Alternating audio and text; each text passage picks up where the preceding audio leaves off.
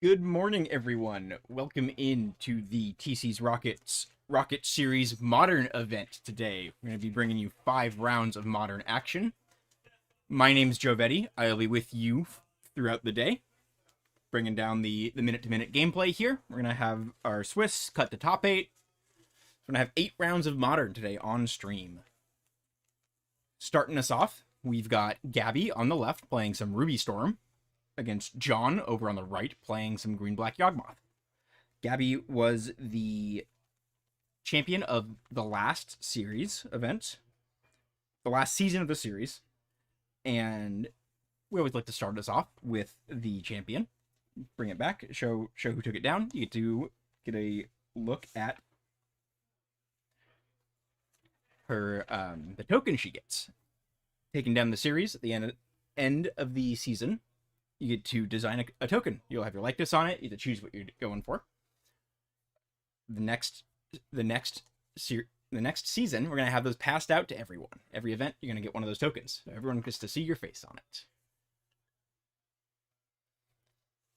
For those of you unfamiliar with Modern, Gabby's deck is a new deck with the addition of Modern Horizons 3. It's using the Storm mechanic and Ruby Medallion and the new Ral Monsoon Mage. Going to reduce the cost of your red spells.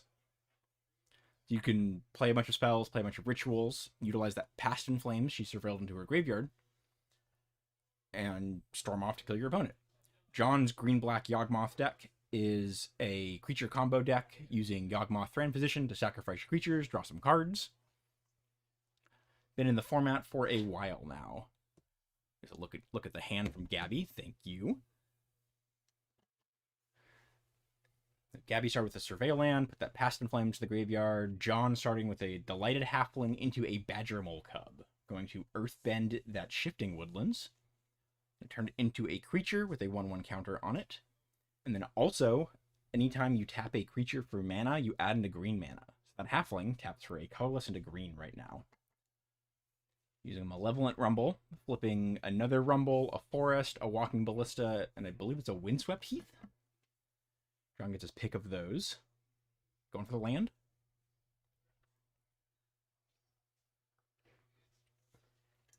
Badger Mole Cub has been an amazing addition to basically any deck that you run green mana creatures in. Any format, any deck, seeing play from Standard to Legacy. Gabby exiles some cards to play at a later turn, flipping that Arid Mesa and a Manamorphose. Super cool custom drawn Eldrazi spawn token for John off that Malevolent Rumble. Bringing out the dice for Gabby. Starting with that Manamorphose, making double red, drawing a card. Playing that Arid Mesa.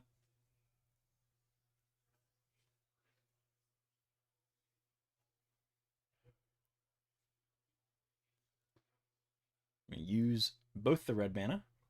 Use one of the red mana.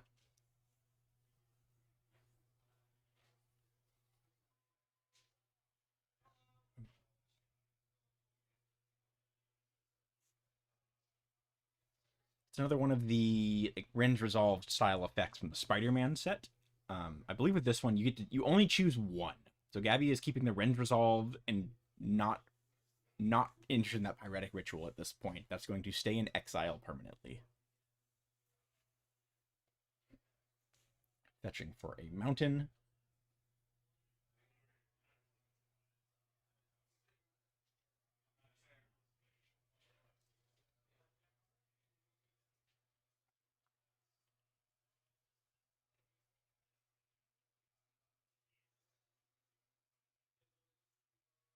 Playing that Rend Resolve, gonna flip a Scalding Tarn and a Grape Shot.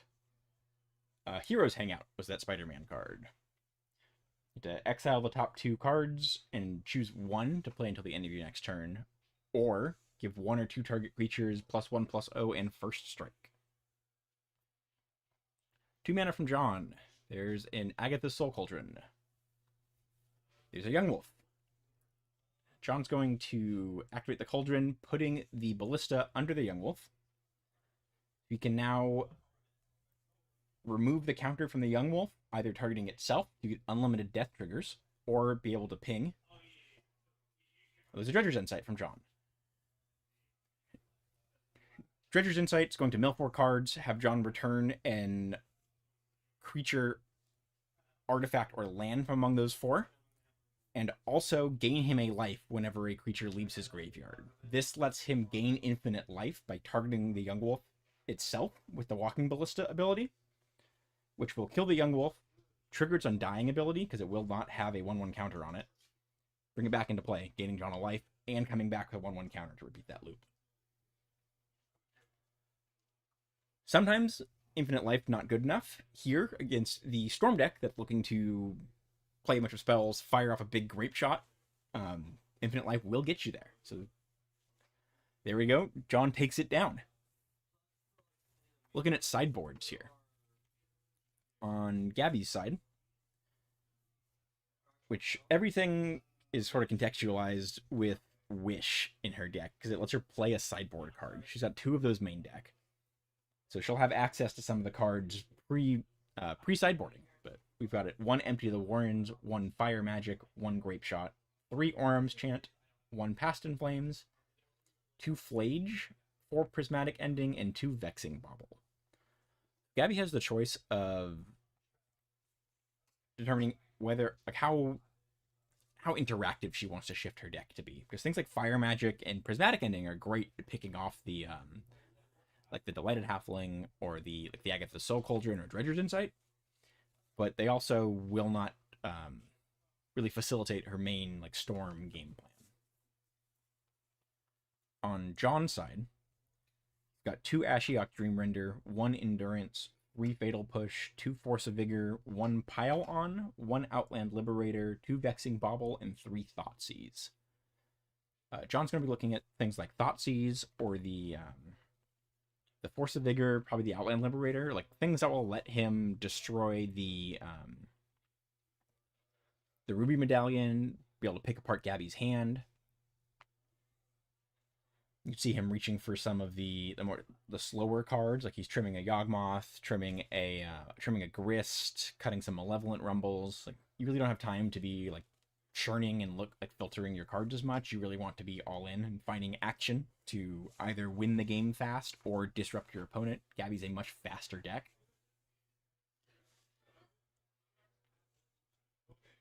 We see some Fatal Push that John's bringing in as well. Be able to pick off that Ral Monsoon Mage. The other Endurance to interact with the Past in Flames. Or a Flage if Gabby goes that route.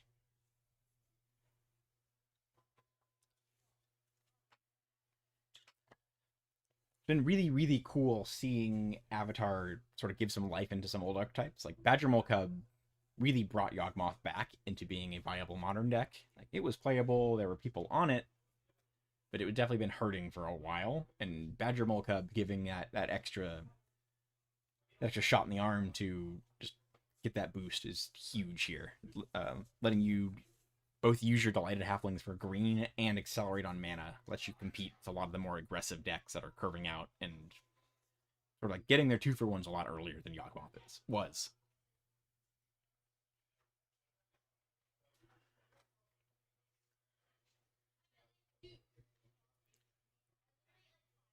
All right, we're shuffling up here.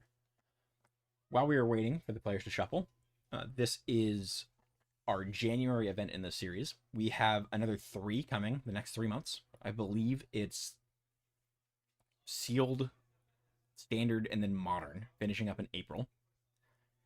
At the end of that April event, we will have our final leaderboard tallies. So every player who played an event, if you won a match, you got points. The points accumulate across the season for all of the series events. And the top 16 are going to come back at the end of April for another invitational event. So the events today, it's a competitive REL cash prize tournament, so it's competitive Magic, always a blast. Like, it's worth coming and playing those, just for that, in my opinion.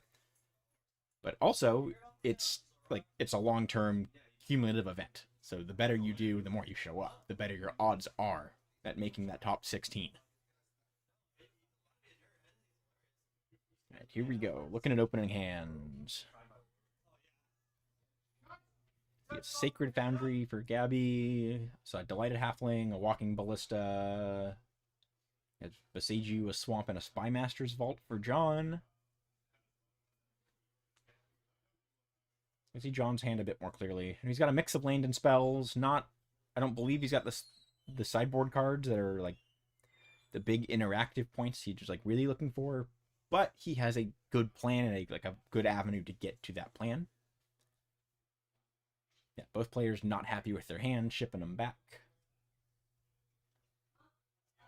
It's always a interesting decision, sort of with the your mulligan choices when you're playing a deck like John's Yawgmoth deck against a fast combo deck like Gabby's, where like obviously you want to find your sideboard hate pieces and just leverage those.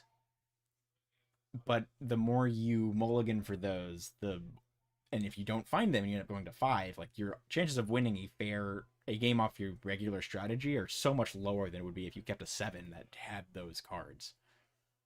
It's just always a sort of a leveling game with how much you're willing to dig for it and how much they really matter. Sometimes a deck like Gabby's will take the first 2 to 3 turns sort of setting up, which would let John get into a position that would require Gabby to answer his stuff.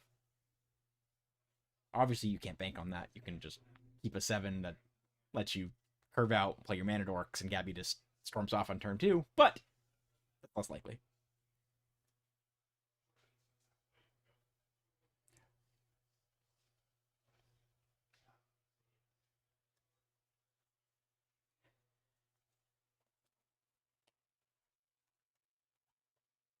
Thoughtseize in John's hand. Gabby not happy with her hand, going to 5 immediately. We see John with a Surveil land, Dredger's Insight. John is happy. Keeping the 1-lander with the Thoughtseize. We saw a Yawgmoth, a Grist, and a Halfling and a Ballista there as well.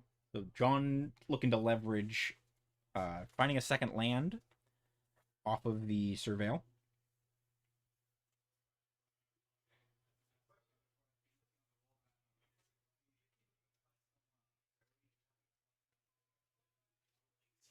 And then leverage that Thoughtseize to push in.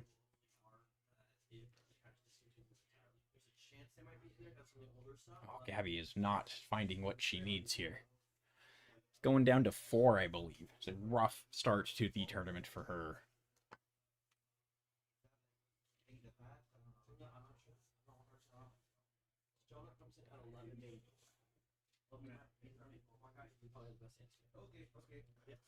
Seen a comment in Twitch chat about how the Ballista against a non-Ragavan, non-Ocelot draw is usually a mulligan there. Yeah, like you definitely want the endurance to start there, but also having the Ballista in hand if John's trying to go fast does sort of facilitate the Dredger's Insight. Like only need to find a Cauldron. You're not looking for another 2 pieces to combo. But still, I think it's more of a he's got kind of what he's looking for the rest of the hand, so he's willing to keep the Ballista, which could facilitate a combo. I believe he bottomed a second Yawgmoth as well, so it just depends on the rest of the hand and the context of what's going on in the matchup, of course.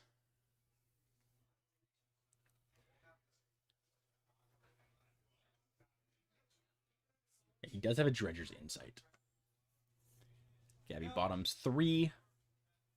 Starting off with an Arid Mesa. We see another Arid Mesa, a Ruby Medallion, and a Pyretic Ritual in hand. The Surveil by John, keeping the card on top, which I'm willing to bet means it's a land. Gabby going to Surveil.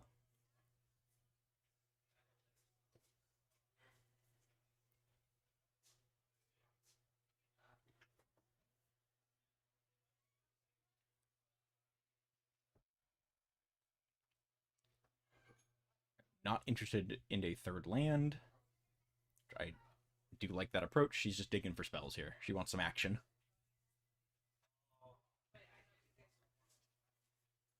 She is on 2 Elegant Parlor, so she does have the that second Surveil. John leaving that Overgrown Tomb on top last turn. Dock that in, play a Badger Mole Cub, and Earthbend onto his Surveil land. Neat little interaction here as well. At some point, if John gets a Yawgmoth into play, or uses a Grist to like sacrifice a creature, you have your Surveil land leave play, it'll come back with that Earthbend trigger, giving him another Surveil. You get some incidental value off that.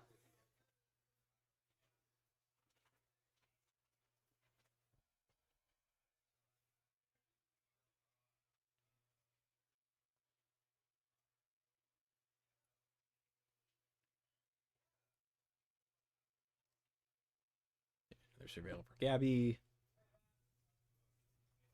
Running a Reckless Impulse there. Flipping a Manamorphose and another land. Playing the land. Shipping it back over for John.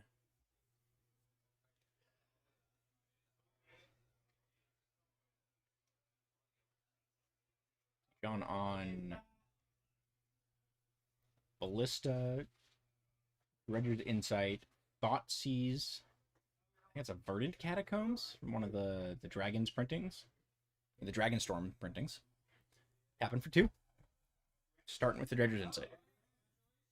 We see Young Wolf, Thoughtseize, another Insight, and an Endurance.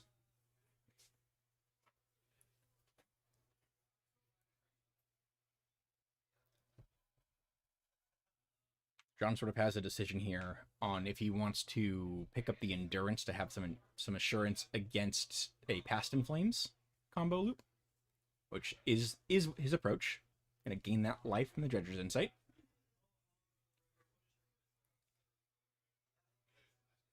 He's going to play that Thoughtseize.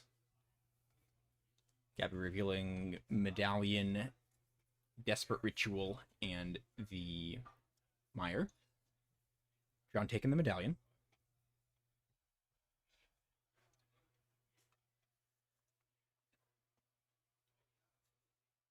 Playing the land, passing the turn. Gabby's going to fetch again. She is out of Surveil lands now.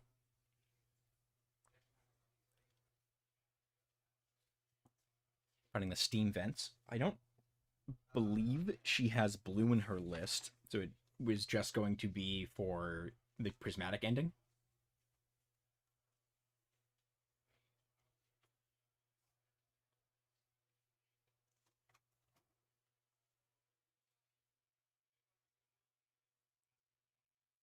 I do like that. You're essentially a mono red deck, just giving you the option to tag a 3-drop with your ending is nice. Pretty low inclusion cost for the first Steam Vents there.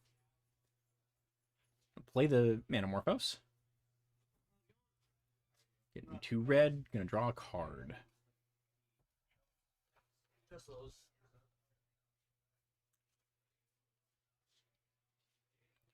We know she has a Ritual in hand. Can help her keep up on mana, get up to 4, play some more cards. She's really looking for spells here. There's the Bloodstained Mire we knew about. She's going to fetch again. Finding a basic mountain.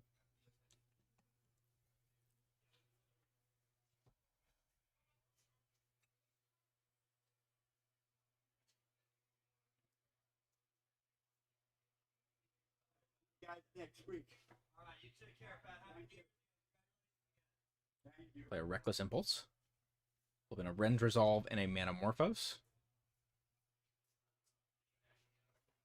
She's deciding if she wants to go in and play these right now. They will help accumulate some more cards for the next turn, but it's also a Storm Count she could be using if she's able to piece together a turn to go off. Even if she doesn't have enough to have full lethal, she could be able to potentially clear John's board. That's a consideration.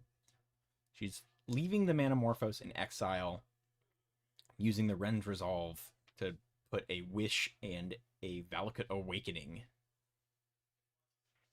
John's going to fetch. Taking a look in his hand.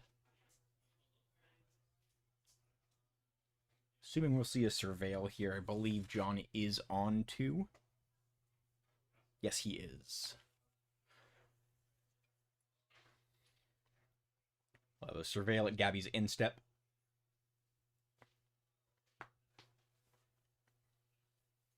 That, and then with the acceleration from Badger Mole Cub, John has 3 lands in play, but will be untapping with 4 mana, thanks to the Earthbent one making an additional green mana.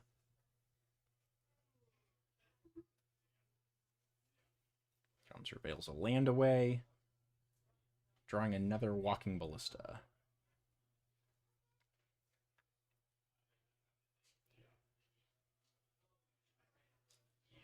So Grist, Endurance, a Boseiju, and 2 Walking Ballistas. I believe John is on 4 of them. He's on kind of all in on the Dredger's Insights, looking to combo quickly. He's not on any copies of Chord of Calling. Taking a look at Gabby's graveyard.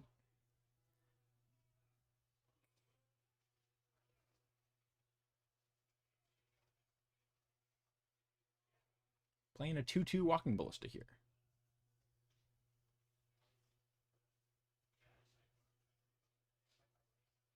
There we go.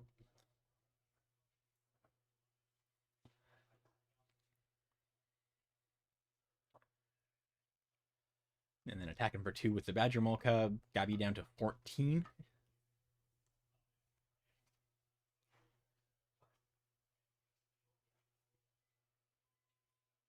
Looks like Gabby is hoping to storm off this turn. Bringing out the written index cards, starting with a Manamorphose. Gonna make 2 red mana to get that first storm count.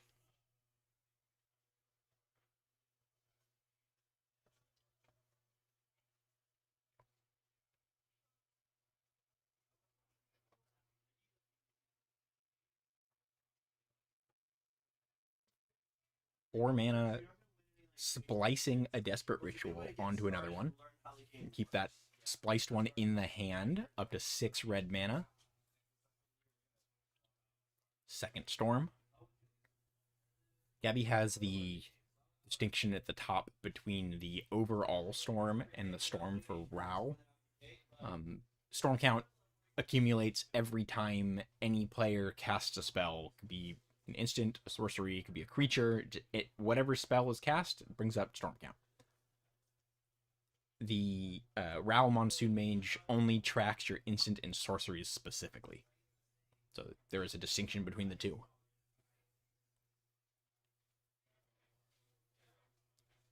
Like that, we see a Ruby Medallion cast that accumulates her storm count, but not her storm count for Rao. Playing a Pyretic Ritual, up to 4 mana and 5 storm. She's got access to the Valakut Awakening and a Wish. She plays that Wish.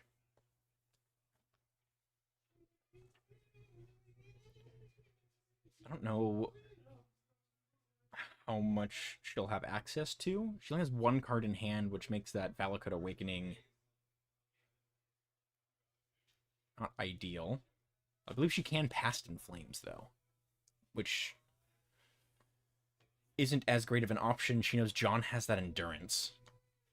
She has the option to Valakut Awakening, spend 2 mana, draw 2 cards, bottom that 1 from hand, and just look to see if she can find something else.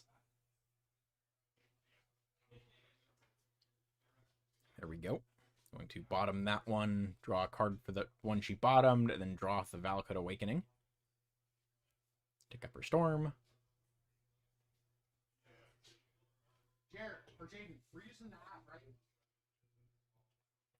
We're using the app? Going down to 3 red mana. There's a Hero's Hangout. Okay, thank you. I believe Gabby is just hunting for a Rao right now. That's going to be her goal. Did not get there. Can wipe John's board, bringing him back down to only 3 mana instead of 4. Not the best use of all the mana, all the resources she's used here. Unfortunately, Wish is a play it this turn, not add to hand. So she wouldn't be able to bank another spell.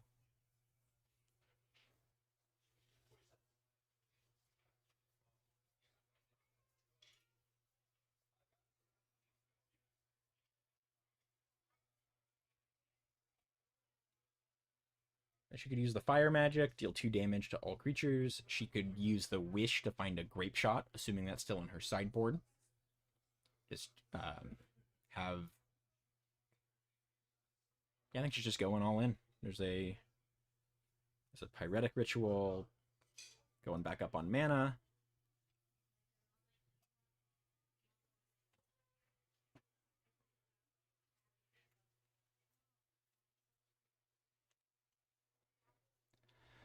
Double checking the sideboard here. The fun of Storm when you have the wish lines and you're trying to remember.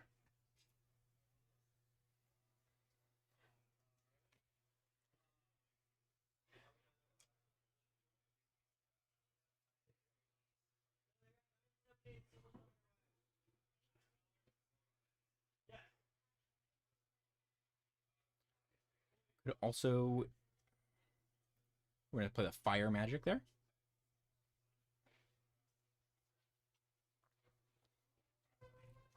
And we're going to wish.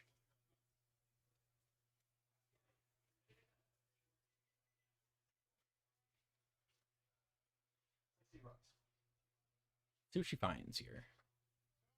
We're going for an empty the Warrens. And make a bunch of goblins.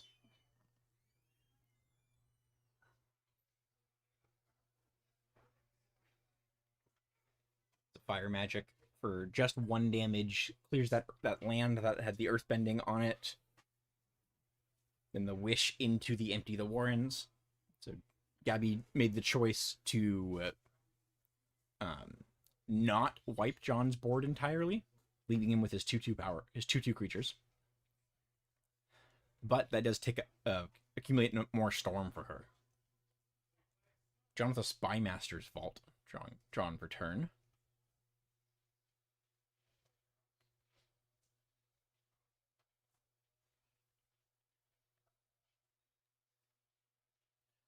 We'll be able to use that to get some to connive, able to draw some extra cards and then put some counters on creatures. Could work out very well with the Walking Ballista.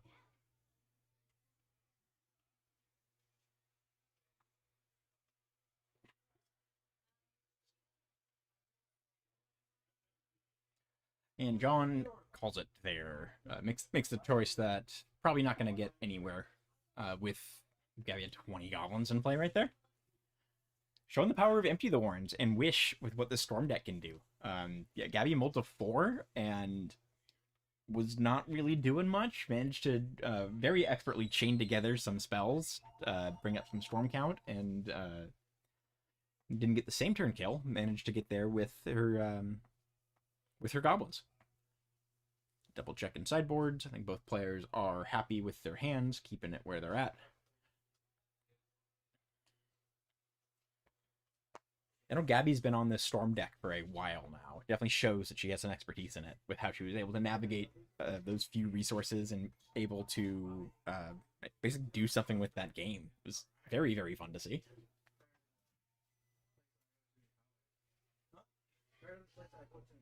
Yeah. I'd rather it be fun than make me sad. I miss it, but no reason to start there more.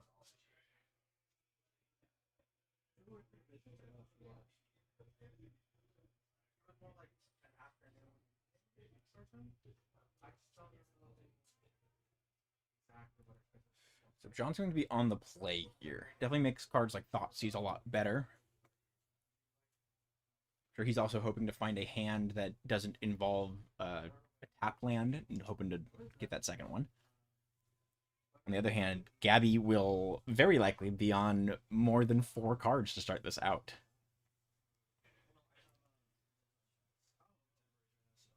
All right, we are cut. We're going to draw some opening hands here.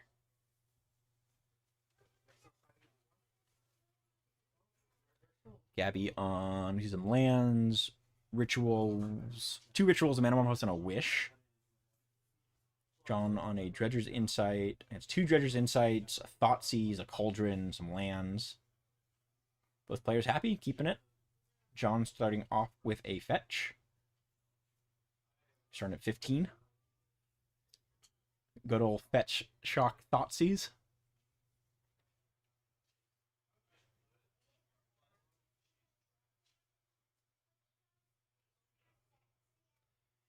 Overgrown Tomb. We are starting. John taking the approach, starting at 15 here. Fetch Shock Thoughtseize. See, choice. Basically, the choice of Metamorphose or a Wish. Taking one ritual doesn't really do much. So he makes the call of either depriving Gabby of her 1 card draw. Metamorphose is basically free storm. Or taking the Wish, which is access to whatever she would need. John makes the call to grab the Wish. Gabby draws, I believe there's another ritual there. So she's sitting on a whole bunch of mana, but not much to do with it. Yeah, the Pyretic Ritual. Draw for turn.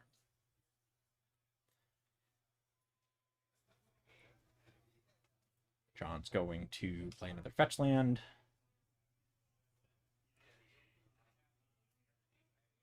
We're seeing, yep, got a basic forest here. John spent his interaction he had in his opening hand. He's now looking to find either more interaction to continue to just keep Gabby kind of constrained with what she can do, or look to piece together a combo. It's a Dredger's Insight, a Halfling, a Young Wolf, a Ballista, and a Malevolent Rumble. John taking the Young Wolf, leaving the Ballista in the graveyard. John does have a Cauldron in hand, so if Gabby doesn't do anything here, John will have Infinite Life this next turn.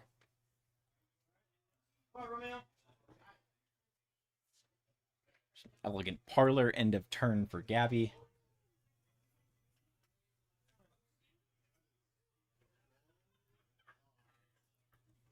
Gabby does have a ton of mana. If you can find a Ral or something like that, or a Ren's Resolve and hit well off that, she can very well win the game this turn. I think there's a Prismatic Ending, draw for turn.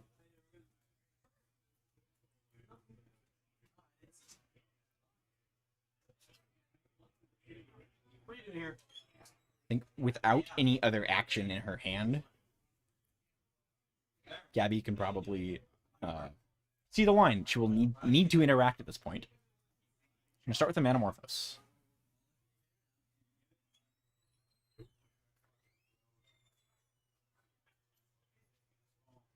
Going for double red. She drew a Gemstone Cavern there, I believe. John's going to fetch.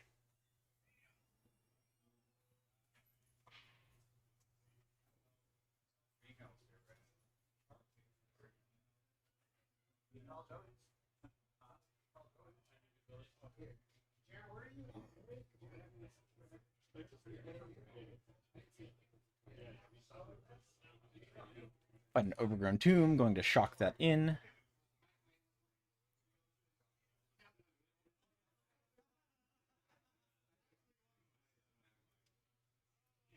There's that Young Wolf. There's a Cauldron. Gonna eat the Ballista. Counter on the Young Wolf.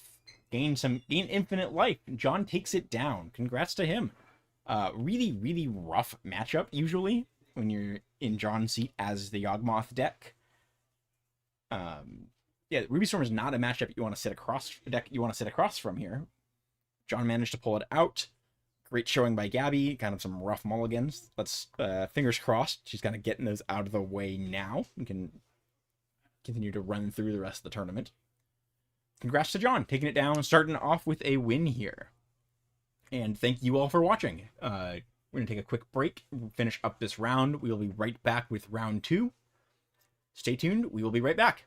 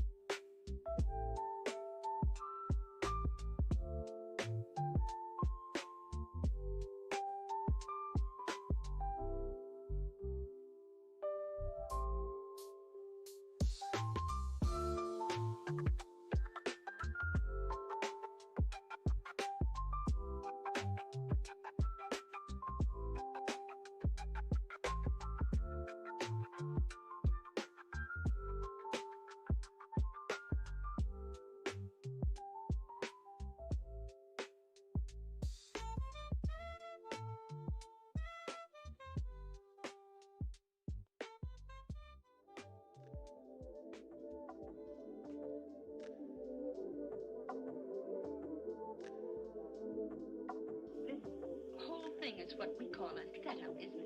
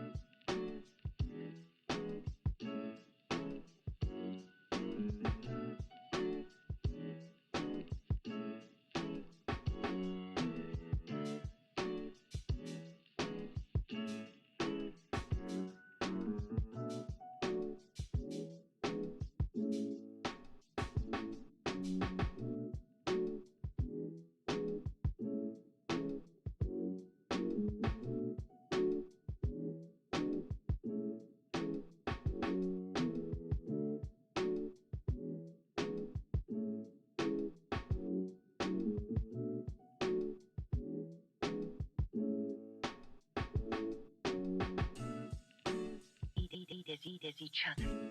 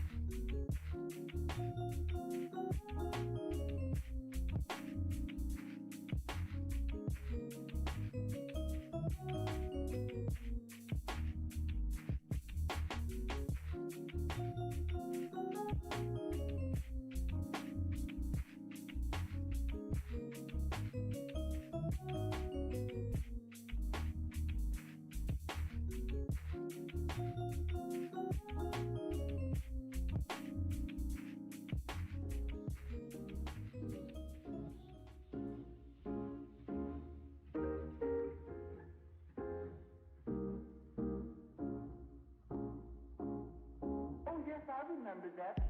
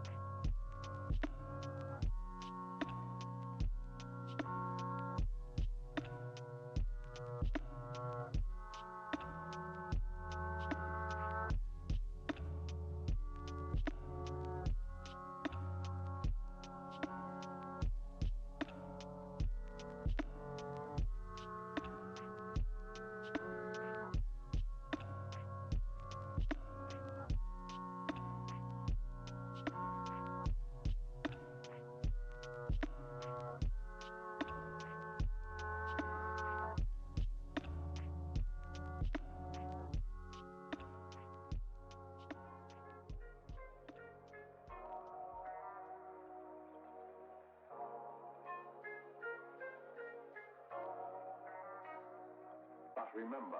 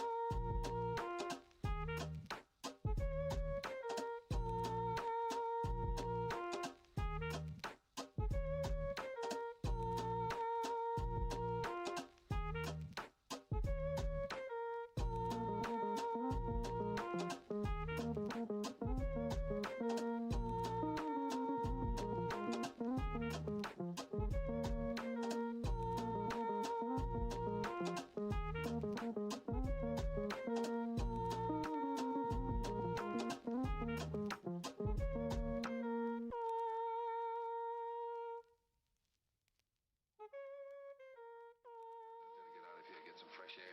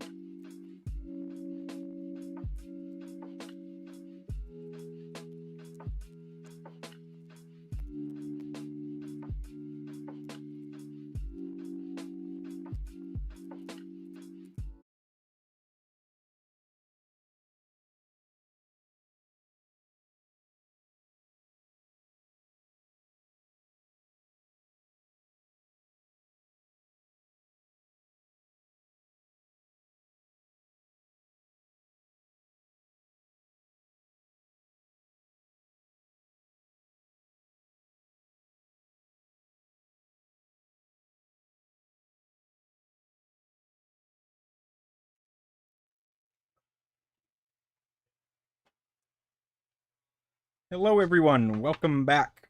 Here with round 2 of the Rocket Series Modern event. We've got Brandon on the left playing some green-red shamans. Super cool deck. And then Matt on the right playing some blue-red affinity. We've got Capra Cannoneer, Mox Opal, a couple Arcbound Ravagers, got a couple weapons manufacturing there. Brandon's deck. I'm going to run through this a bit. I'm sure not everyone is going to be familiar with what's going on here. Using the card Harmonic Prodigy, it's from Modern Horizons 1. It doubles the triggers of the shamans you control and other wizards you control. It's got prowess. Deck is rounded out with Elvish Visionary, lets you draw 2 cards, and you have that Harmonic Prodigy. Burning Tree Emissary makes 4 mana. Goblin Anarchomancer is a Electromancer effect. Reduces the cost of your red and your green spells. It's on 4 Eternal Witness. A Magus of the Moon on some Fable of the Mirror and Collected Company. Also has 4 Rage Forgers, which is going to put a 1/1 counter on each shaman you control, and whenever a shaman you control attacks, it deals a damage to the opponent. Brandon starting off with a Stomping Ground into an Ignoble Hierarch.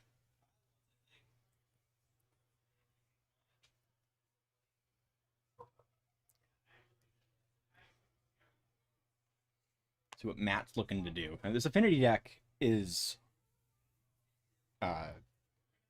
actually does play Affinity cards, which in the deck in Modern did not do for a long time. Starting out, dumping his hand. Tormod's Crypt, Mishra's Bauble, Mox Opal. Going to take a look at the top card of Brandon's deck. Matt did not have the Pinnacle Emissary to warp out, make a bunch of 1/1 flyers, or the Kappa Cannoneer, which is really the 2 starts the deck wants. I think he's just going in on Urza Saga Constructs, is my guess. Brandon with a Cavern of Souls. He has the Goblin Anarchomancer and the Seasoned Pyromancer. He'll have the option to draw some cards if he chooses, or just sort of set up and reduce the cost. Cavern is for sure going to be on Shamans. Here we go with the Seasoned Pyromancer.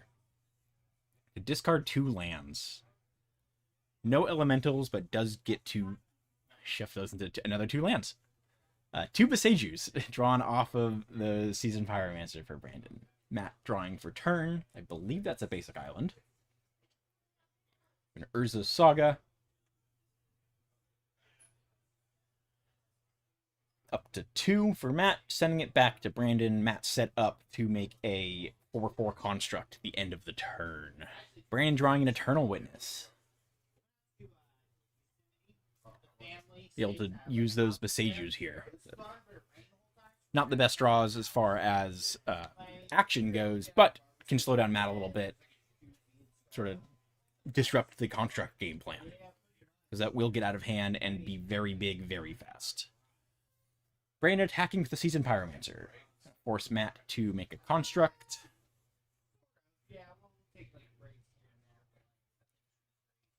The Exalted Trigger making the Seasoned Pyromancer a 4/4. Sorry, a 3/3. Getting that +1/+1. Matt making a construct. It's currently a 4/4.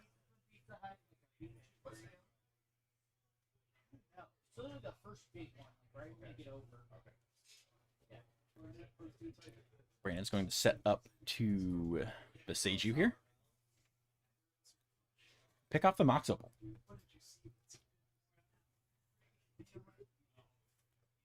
You're looking to trade.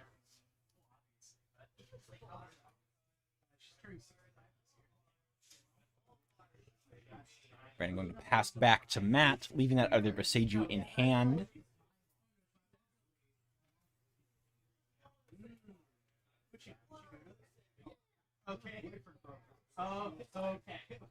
And Matt's going to have the search off of the Urza Saga here.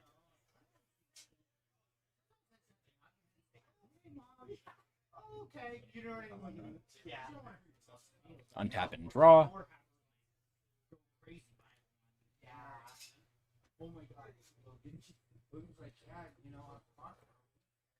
Urza Saga Chapter 3 trigger on the stack. Matt can choose to just float a mana or make a construct. Choosing to float a mana, so we've got that one colorless shown by that die there. I'm going to search for an artifact that costs 1 or 0. Good thing to remember with the Urza Saga is it's very, very specifically 1 or 0. So you can't use X's, you can't use it colored mana. The top right of the card has to be a 1 or a 0. So Mishra's Bauble, Tormod's Crypt, Mox Opal, Lava Spur Boots are all valid hits. Matt choosing the boots lets him set up with future constructs a little bit more. You can give those haste, +1/+0, and ward 1. So it lets you swing with a Kappa Cannoneer after you cast it, lets you swing with that fresh construct. It really just helps you leverage your threats into pressure immediately. And an Urza Saga from Matt again, and to continue making those constructs. We're gonna have a Kappa Cannoneer. Improvising, which is like Convoke, but with artifacts. Got the trigger for the Kappa Cannoneer because it does trigger off of itself. Equipping the boots. We're gonna swing with an unblockable 6/5. Brandon drawing an Ignoble Hierarch for turn. First try.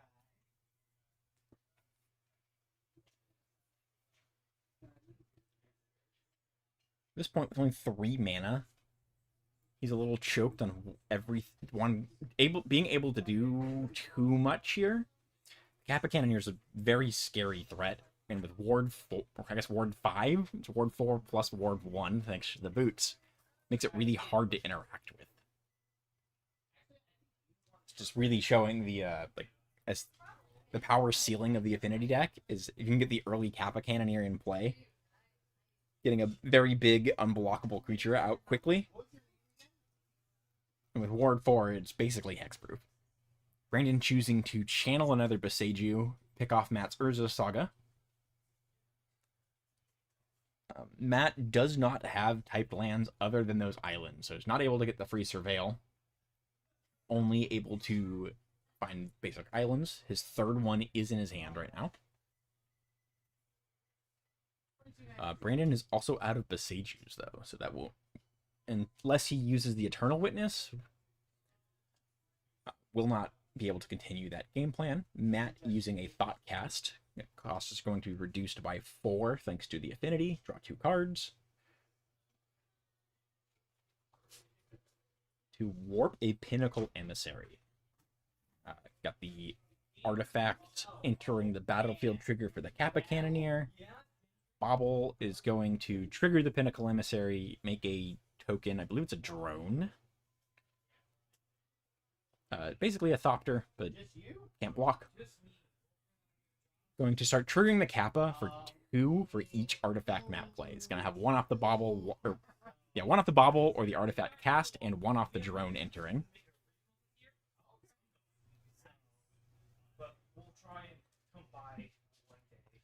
Third Urza Saga for Matt. Kappa is a 8/7 right now.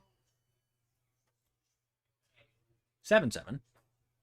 Matt shifting the boots onto the Pinnacle Emissary and getting in for some damage here. Brandon's for sure taking 7 with that Kappa Cannoneer. It's the option to block with his Ignoble Hierarch. I think he's electing to take the damage.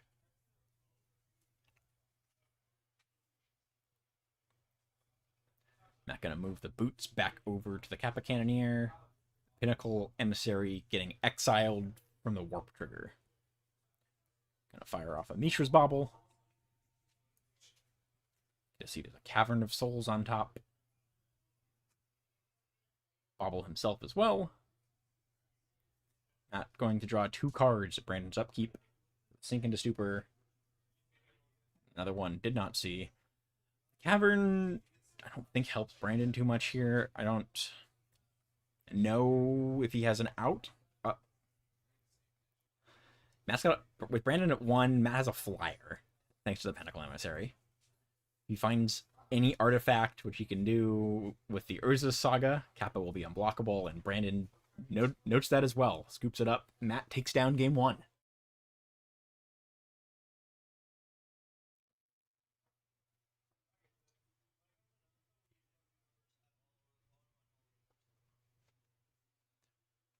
Looking at sideboards here. Brandon is looking at 3 Obsidian Charmaw, 1 Collector Oof, 3 Endurance, 2 Reclamation Sage, 2 Fulminator Mage, 1 Klothys, God of Destiny, and 3 Magus of the Moon.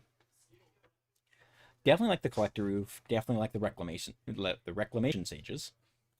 The Fulminator Mages could have some game, might be a bit slow. And I think Brandon's electing to only go for the Collector Oof and Reclamation Sages. Matt is on 2 Blood Moon, 2 Galvanic Blast, 2 Whip Flare, 2 Emery, 2 Ashiok Dreamrender, 2 Consigned to Memory, 1 Vandal Blast, 1 Force of Negation, and 1 Grafdigger's Cage. I am sure Matt is interested in the Galvanic Blast and the Whip Flare being an essentially one-sided Pyroclasm, like just hit non-artifact creatures there. Looking stuff to control Brandon's board. Definitely has an advantage from Brandon, just playing a less known deck. Everyone who plays here has seen his Shaman's deck a few times, but I would say for the most part, most people aren't expecting or familiar with these Shamans in Modern. Just super cool. We love to see it. Brandon always brings something fun. It's a blast to see.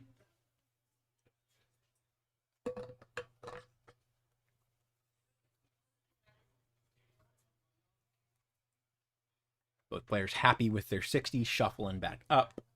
Brandon will be on the play here. Double checking. He's reevaluating the Fulminator Mages, maybe?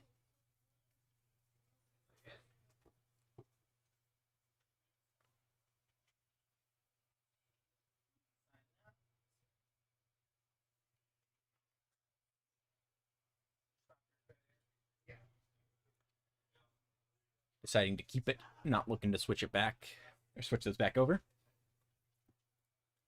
And just a reminder for everyone here, we are doing a Swiss tournament followed by a cut to top 8. We are in round 2 right now. We're doing 5 rounds. We have 32 players exactly today. At some point, I will be able to give a rough meta breakdown. We'll get to that when we have the full deck lists. From what I've seen, though, for the most part, we're looking at some of the typical Modern decks you'd expect. You got Energy, you got some Eldrazi, you got some of the Felia Quantum Riddler decks, some Affinity. And we are off here. Both players happy with their hands. Brandon starts Copperline Gorge into Ignoble Hierarch. Matt with a Spirebluff Canal into a Springleaf Drum. Setting it back.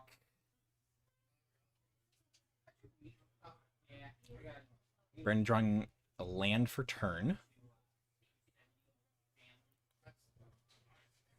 Definitely has some options here. He could just play the Reclamation Sage and just take Matt off that Springleaf Drum. Choosing to attack, I think. Yeah, with the Ignoble Hierarch getting in for 1 with that, the Exalted trigger.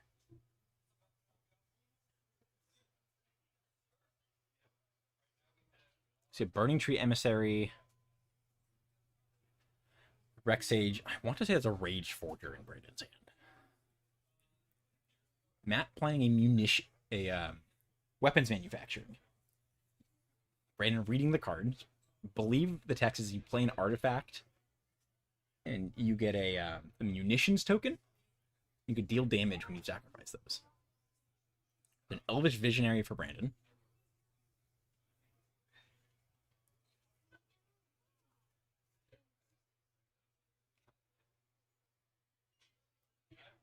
The Burning Tree Emissary. Gonna filter those green into green-red.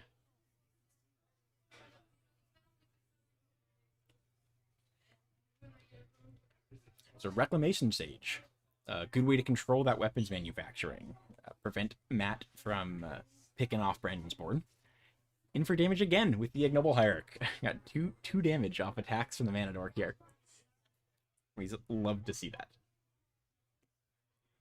Third Spirebluff Canal for Matt. Warping a Pinnacle Emissary. Warping another Pinnacle Emissary, making a drone. Every artifact Matt plays is now going to give him 2 1/1 flyers. Yeah, the Pokemon card as a drone.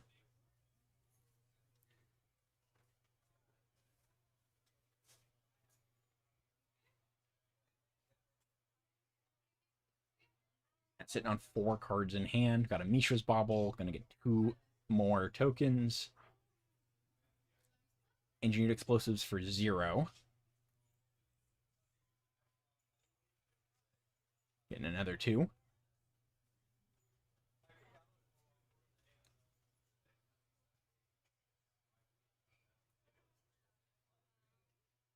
I believe it's a Shadow Spear.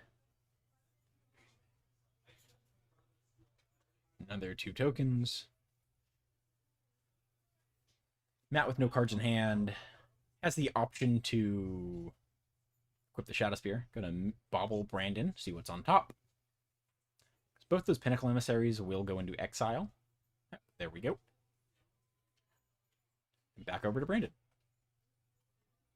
Matt's going to draw off of his Mishra's Bauble. Brandon draws an Ignoble Hierarch for turn.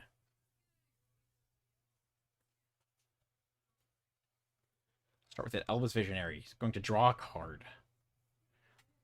Always interesting. Funny, interesting, whatever term you want to put on that, to see Elvish Visionary played outside of an Elves deck.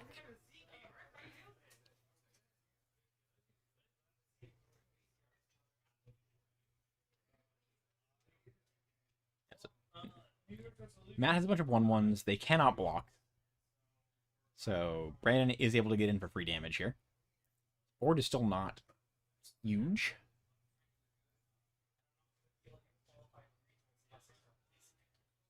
Tap Stomping Ground for Brandon.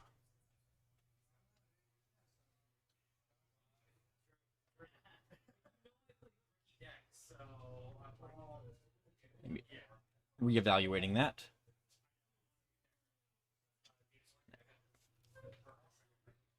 Play another Ignoble Hierarch. Gonna get 2 Exalted triggers. Whenever a creature attacks alone, it'll get +2/+2. Got a really scrappy game here. It's always fun to see. Gonna attack for 4 with that Burning Tree Emissary.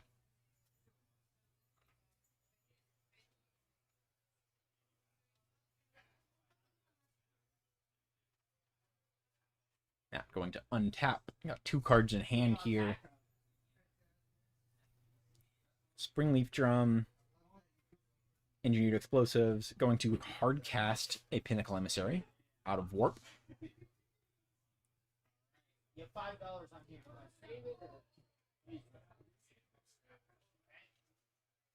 Going to tap a drone with the Springleaf Drum for a mana. Cast another Springleaf Drum. Get another drone. Making use of the Pokemon cards here.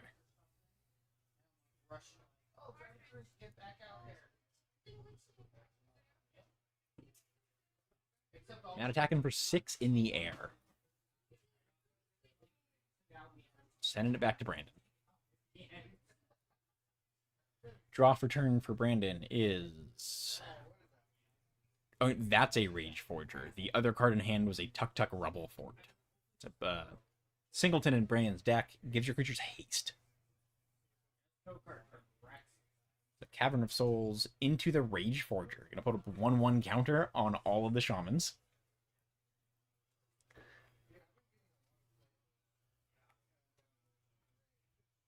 It was so funny.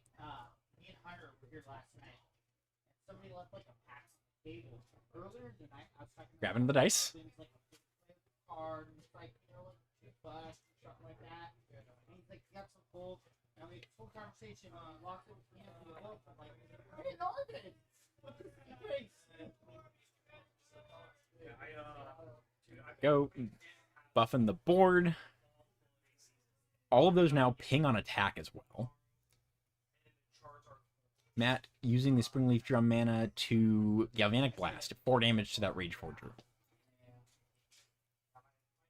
I opened the big Charizard, not on camera though. It was so awesome. It was like the first time I opened a pack, not on camera, and of course So it does take Brandon off of 5 more damage with the attack with those ping triggers. He still has a pretty sizable board at this point. It's an attack for 6.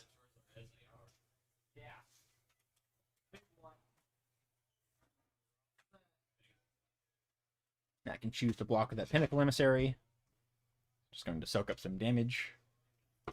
Trade with the Burning Tree Emissary.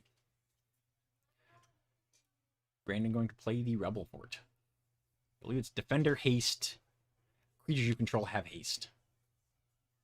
Defender Reach, apologies. Matt untaps with 8 drones.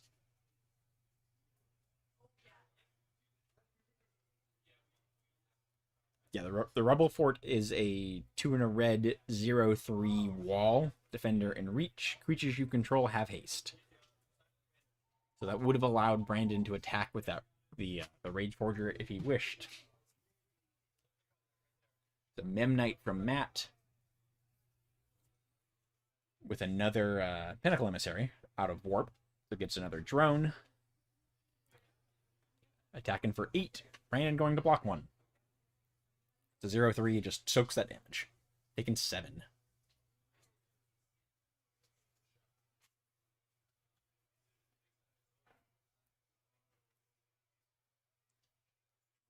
Two mana from Matt off the Springleaf Drums, equipping the Shadow Spear onto the Pinnacle Emissary. This point for Brandon, I believe he's staring down lethal from Matt's side of the board. That Boseiju does help. I don't know if it's enough at this point. Because Matt has 9 power with flyers. Brandon can block 1. He does have the board to block the Pinnacle Emissary. Still don't think it's enough, though. Matt showing the go wide plan of the Affinity deck, using the Pinnacle Emissary, making those drones, and just kind of chipping away with a bunch of 1/1 flyers.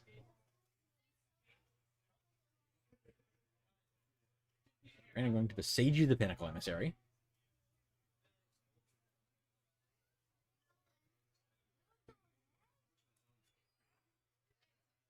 Matt finds an island.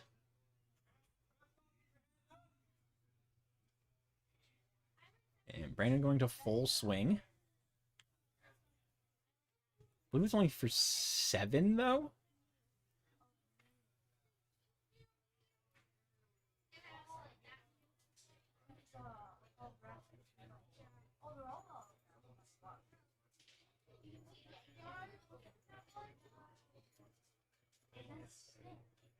Taps, draws for turn.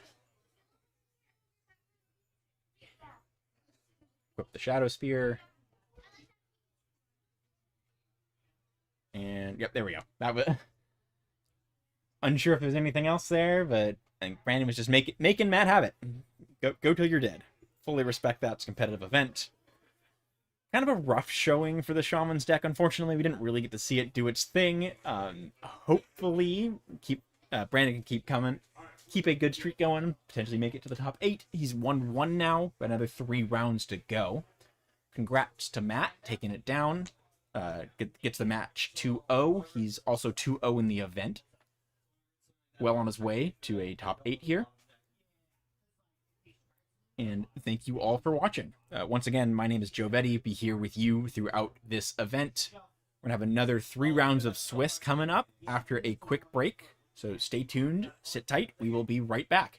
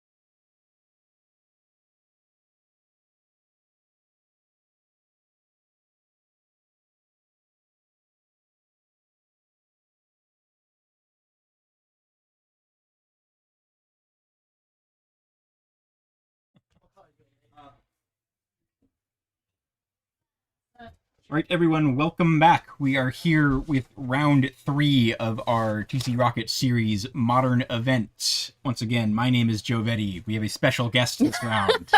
Because I'm doing terribly in the event. So, but yeah, Michelle Tanner, nice to see you guys again. Well, I guess I get to sit in for at least a round, and then we'll see where we end up. But so we're playing some more Modern, and we have a sick energy list. Winota, will she show up on stream? I hope so. Yeah, according I to hope Zach, so. Winona has not made an appearance Has in the not past 2 cast it matches. yet. It has not mattered. Zach has won both games. Showing. And thank you, Zach. Thanks, Zach. No Winota in the hand, notably. Two Johnny in the hand. Two Johnny, very good. But the Nemesis, Tron. Are we on Eldrazi Tron or regular Tron? We're on Eldrazi Tron. Got Yeah, this is a tough 12 matchup. of the Urza's lands, then Ugin's Labyrinth, some Eldrazi temples, a basic forest. Some Karns for the Karn things. Yeah, like kind of what you would expect. Kind of doing a quick skim. We're on 4 Ugin Eye of the Storms. I've got 6 talismans. Yeah, this is what we call a race. So Zach right now should have Blood Moons in the main, I'm imagining, unless he took them out for this very special brew for today. You have to make some sacrifices for the window. Yeah, so this will no- kind of matter. No Blood Moons in the main. Oh boy. Now, do Blood Moons guarantee you a good game against Tron? No, but it helps. I would rather have them than not have them. Yeah, like game 1 can be a little rough. I mean, getting any giant creature into play and or just one huge planeswalker that immediately exiles your best card, like these are just Yeah. things that are difficult to surmount. The other hand, this could be a matchup. If Zach is able to see the Winota, Okay. it could make a difference. I mean, here. turn 1 Eldrazi Temple is, funny enough, not the scariest. Like, it's not a Tron land. So you're like, okay. You're like, I'm already getting an extra turn. I have some time. Yeah, like, Josh is on 4 Thought-Knot Seers main. which can be kind of brutal. You can deal with the Thought Knot, especially if you can try to empty your hand out, like, as quickly as possible. And Zach also has 2 Ajani, so he has some insulation there. We'll be able Yeah. to play one down. That being is- on the play. I mean, Eldrazi Tron does have a harder time dealing with resolved permanents before getting like an Ugin Yeah, the into Ugin play. ending the game. Yeah. In which case, it doesn't matter. I did see Josh had some relics in hand. Okay. It's a voice from Zach. Voice, not a bad start. We can certainly get some permanents going here. A Dismember. Double Dismember. Oh, One more boy. in hand. Well, let's see how much he cares about the Voice of Victory. Is Because it is... mine? I was like, Voice is something that is worth a Dismember. But no, it looks like we're just getting in here. Oh, There it okay, is. sure. Relic Yeah, first. I guess it doesn't really matter. We're paying so much. We're paying so much life here. It's more than a hit off the voice. So Ragavan. Ragman does give you an interesting line where you get to dash. Super punished for the other Dismember, though. If, like, Josh had a way to cast it here, like, that would be very awkward. Oh, Ugin. Zach's very happy to see Yeah, that it's like- gone. we're not casting it as the energy I'm player, guessing but Josh is probably okay with that being exiled as well. He's a ways Maybe. off from being able to play it. He has How- a sewing microphone. does he have 4 in his list? Yes, he does. Oh, okay, then yeah, I would argue he's probably pretty okay with it. Yes, I think his hand, from what I saw, is Dismember, Sewing Mycospawn, Arn. I want to say it's a land. This feels kind of set up for maybe the Mycospawn next turn. Yeah, I'm guessing that's what his line Yeah. is. Got a Johnny from Zach, make the cat. So yeah, this is it's a solid turn for Zach, and Josh being at 14, still pretty high. Is that and he drew an Isn't it Ulamog? Oh Ulamog? my, like we're getting closer and closer. Another talisman in Josh's hand, so I'll be able to. It's basically on Zach to get Josh to some sort of board state where he's so low that Zach can finish him off past an Ulamog with, like a bombardment or something like Yes. that. Because he didn't have the fastest start. No turn 1 play, no guide pride, nothing like Yeah, that. nothing that's like really approaching the ceiling of what this deck can do. Yeah. But also on the other end of that, Josh did not have any significant start. Like Right. not really curving out. Yeah, not he dropping didn't 4 he drops didn't on nat turn 2. Tron us on 3 or anything like that. So we're both we're staying kind of even on both sides, I'd argue. And we know Zach has a removal spell, like he has a Galvanic in hand to deal with the Mycospawn being in the way. I'm curious as to what order he will try to do this in. And then Josh notably going for the Urza's Tower off of the Mycospawn, like choosing to set up for the eventual Tron. Yeah, I think once you draw an Ulamog, you are just kind of incentivized to start making sure you get your top end mana out faster. Close the door as quickly as you have can. that. Like, on the other end, what I was wondering is if you wanted to grab a Labyrinth, you can imprint the Throw it under Ulamog, play the Talisman, and just kind of accelerate on your mana that way. Yeah, but what else does he have to cast off He's of a it? Karn. Which, I mean, Karn, it's not that Karn's bad, but Karn is a little more fragile, right? In comparison to, like Zach could actually have an answer to a Karn. Yes. We see Zach starting with the Ajani here. This gives Josh a window. I'm wondering if Zach should have tapped double planes for being, like, really nitpicky about sequencing. He's got double discharge in hand. Yeah, I think you could make an argument that this could have been a little cleaner. I don't know how much it really matters long term, but So he's gonna dismember. If you dismember in response, this is not good.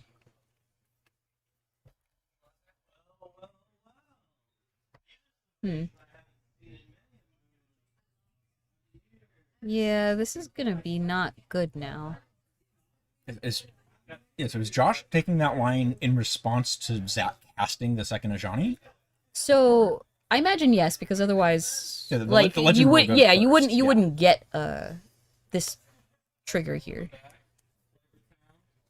So, but I agree with you that here's the problematic thing now is like Zach doesn't have a red source to cast the Galvanic or the Ragavan in his hand. Yes, that was exactly where I pointed Yeah. out the lands. So we could argue slightly missequenced, a little unfortunate.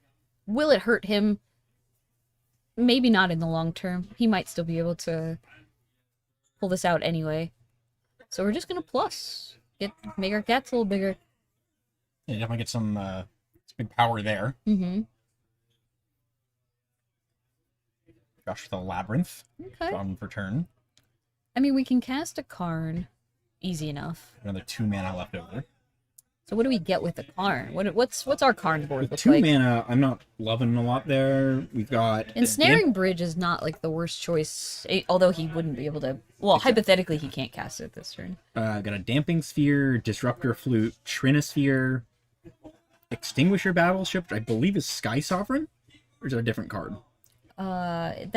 So Extinguisher Battleship is the one that does like 4 damage to everything. Oh, it's yeah, the new. it's It is replaced Sky Sovereign. yeah, it's just bigger. Okay, so we are playing the Labyrinth, putting Ulamog under that. Cast the Karn. Oh, Tree Karn. Tree Karn. Best Karn. So grumpy. And what is Grumpy Karn gonna go Yes, get? we've still going down the list more. Got Sure. Torpor Orb, Haywire Might, Tormod's Crypt, Filigree Silex, Liquimetal Coating, Grafdigger's Cage, Ensnaring Bridge, Vexing Bauble, and Walking Ballista.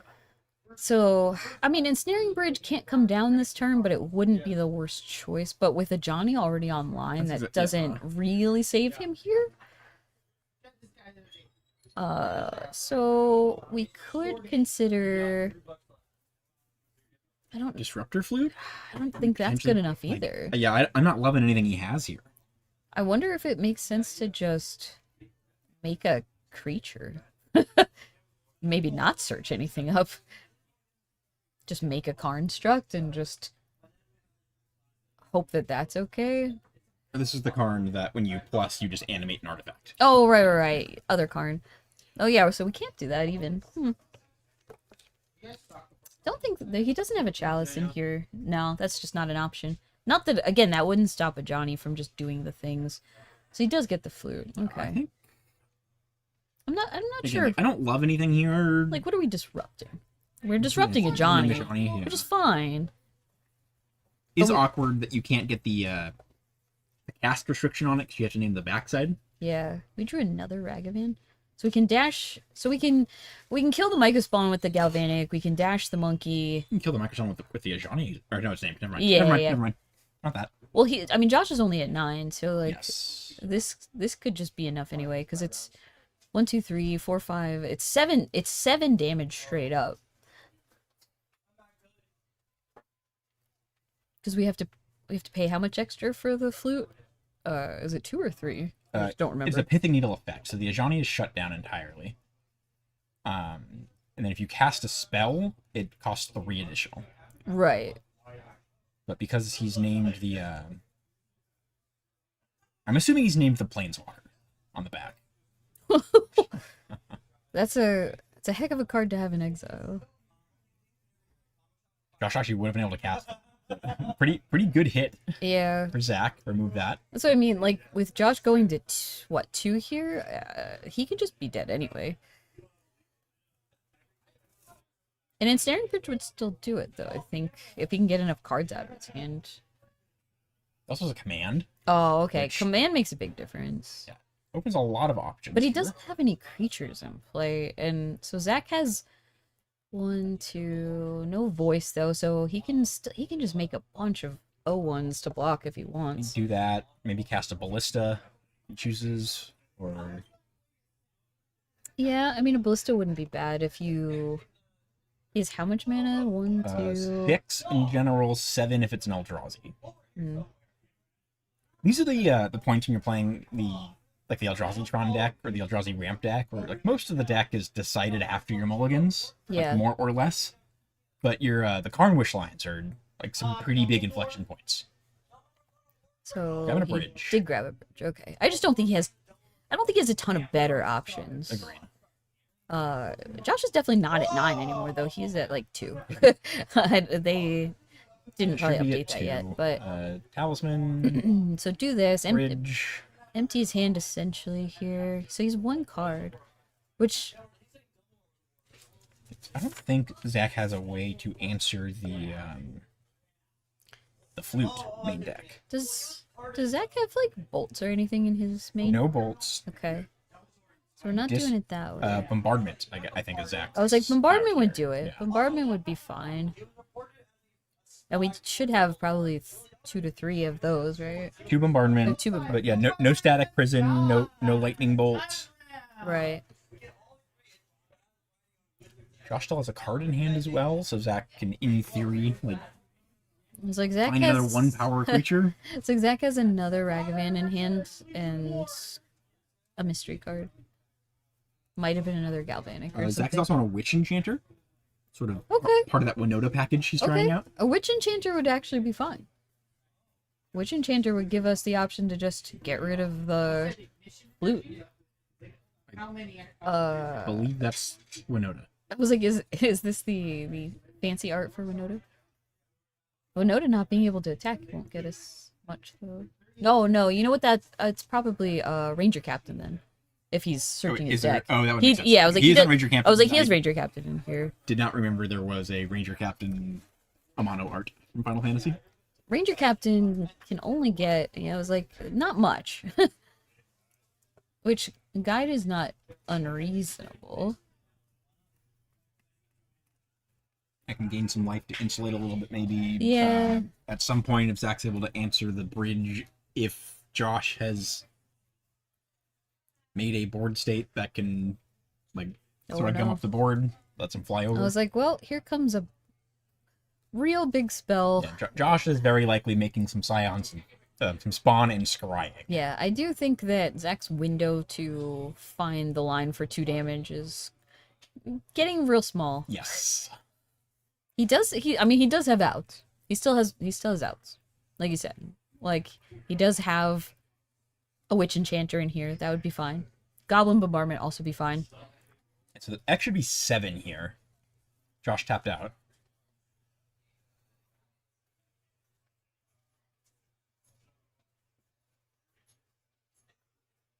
One, 2, 3, 4, 6, 8. So 3 from the lands, 2 from the talisman, 2 from the labyrinth, 2 from the temple. Maybe he wasn't counting the temple. Yeah, potentially that. I mean, not against the rules to float an extra Yeah, mana. you can Get around the absolutely are allowed to tide. Get around flip, the tide. flip that mana and not use all of it. Ugin is a huge hit. Ugin's real good. Just stacking some zeros on top there. There's some one-drop colorless spells. Untap. I mean, I think a resolved Ugin with. Oh, okay. He's sacking in his upkeep to make sure he Smart. can't cast any non-creature, which is that gives him time because if Yeah, Ugin resolving and gaining 3 life is huge. Although, Like just one plus would be really problematic. I think the power plant does give Josh mana to. Like, Josh absolutely has mana to cast that Ulamog. Right, but we can still get around the Ulamog. True.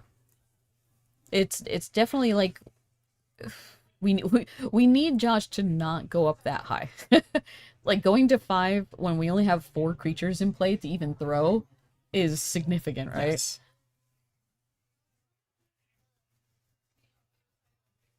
Because like he's got the ground locked up. He definitely has plenty of mana. If he uses all of his spawn, that would be a bad thing to do.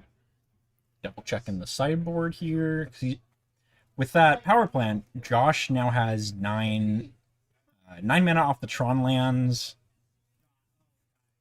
Oh, we're 10 cashing from the in. temple. We could just take the ballista line. I believe you can make a 14. Hold on. Ugh, 9, almost 10, lethal? 11, 12, 13, 14. That's 10 ballista here. He Okay. gaps out and burns everything. That is a line to take. Maybe we're not going that hard. Maybe he's playing way more conservatively than we're 12 expecting. mana. Yeah, we're getting a 6/6 ballista.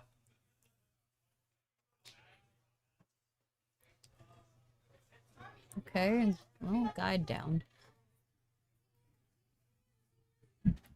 Alright, Pokemon players, Okay. gonna be repair. Sure. You can certainly do. Is that a bombardment?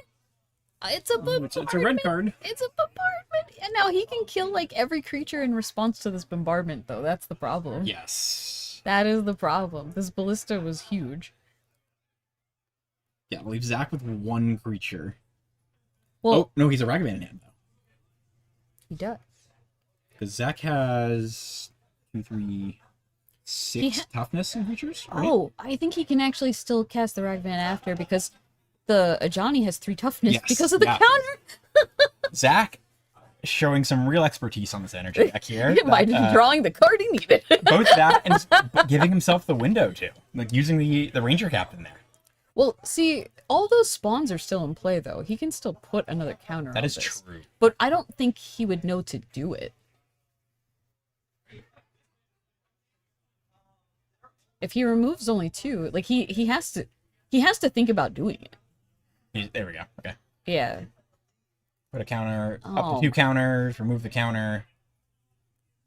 Kill the Ajani. Brutality.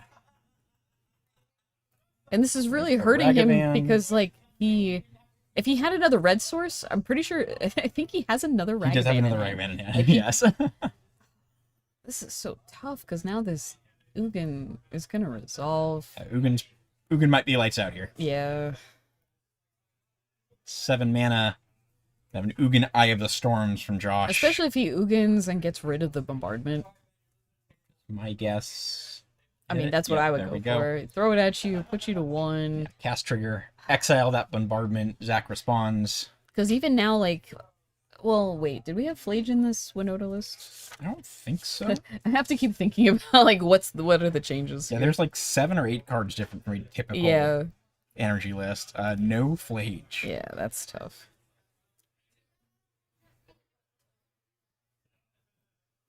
And now 2 colorless spells in Yeah, hand. I think This might our be- window slammed shut. Yes. If he hadn't gotten that ballista when he did, Zach would have won this game. But that ballista was just too much. And now with a Johnny gone too, yeah, that means walking ballista with 20 mana is a really hard thing to overcome. and like it can't get rid of anything else because he just doesn't have any permanents. Well, no colored permanents in play here. Zach with 4 lands and a Ragavan. There's another red source. Yeah, I was thinking his only other line before Johnny was gone was like maybe finding the witch enchanter, blowing up the flute, and then being able to play the Ragavan and zero Johnny and just like still try to do something, but I just don't think like I think the game's over, but we'll see. Bring the Ulamog back into hand.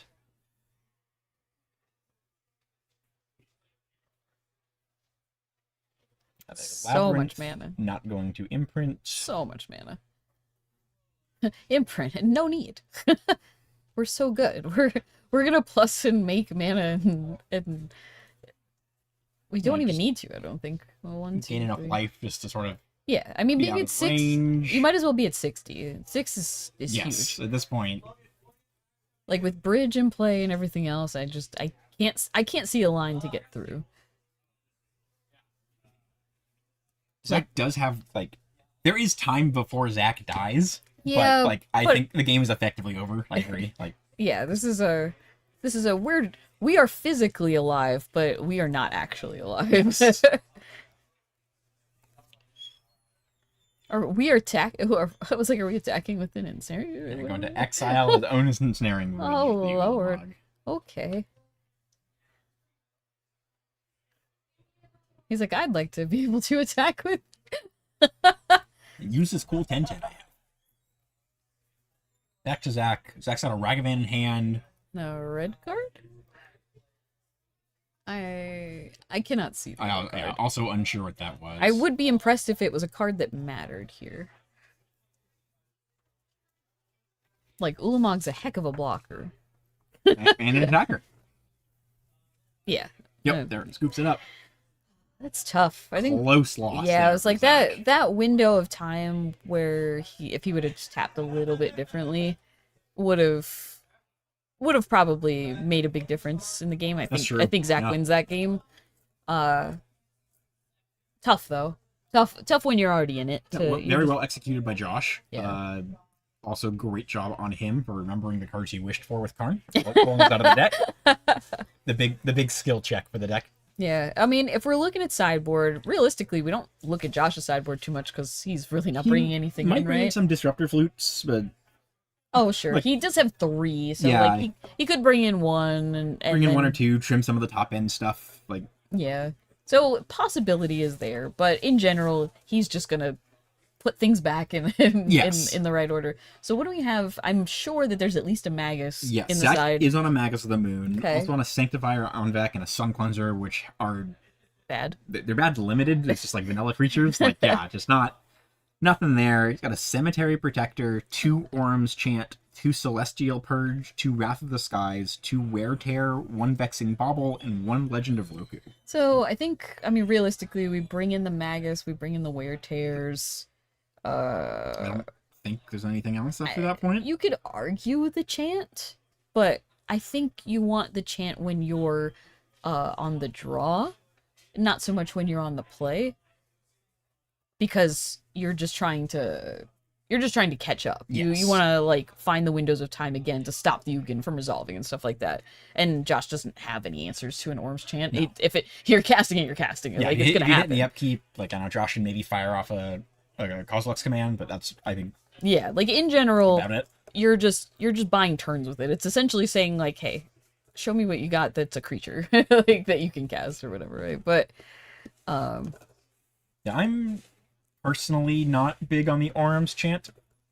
Like I know there's like some different takes on it. I'm in more of the camp where I'm wanting Orm's chant against like Storm or like or Belcher, like an actual combo deck.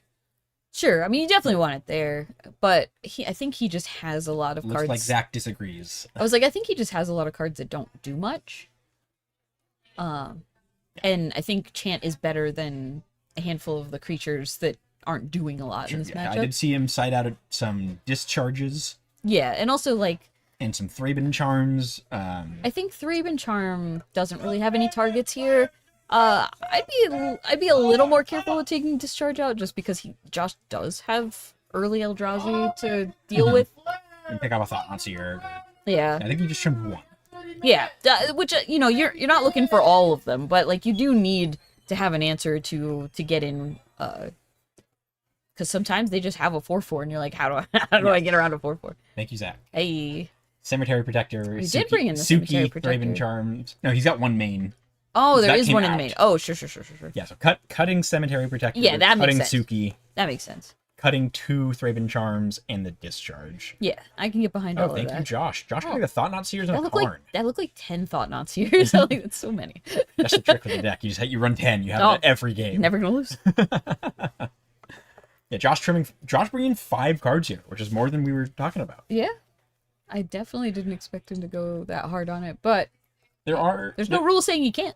There's also there's some big game with doing that sometimes, Yeah. where if you have dead cards, which I don't know if I fully agree with cutting all the Thought Knot Seers here. I think Thought Knot's actually quite good. So That's where I would have been.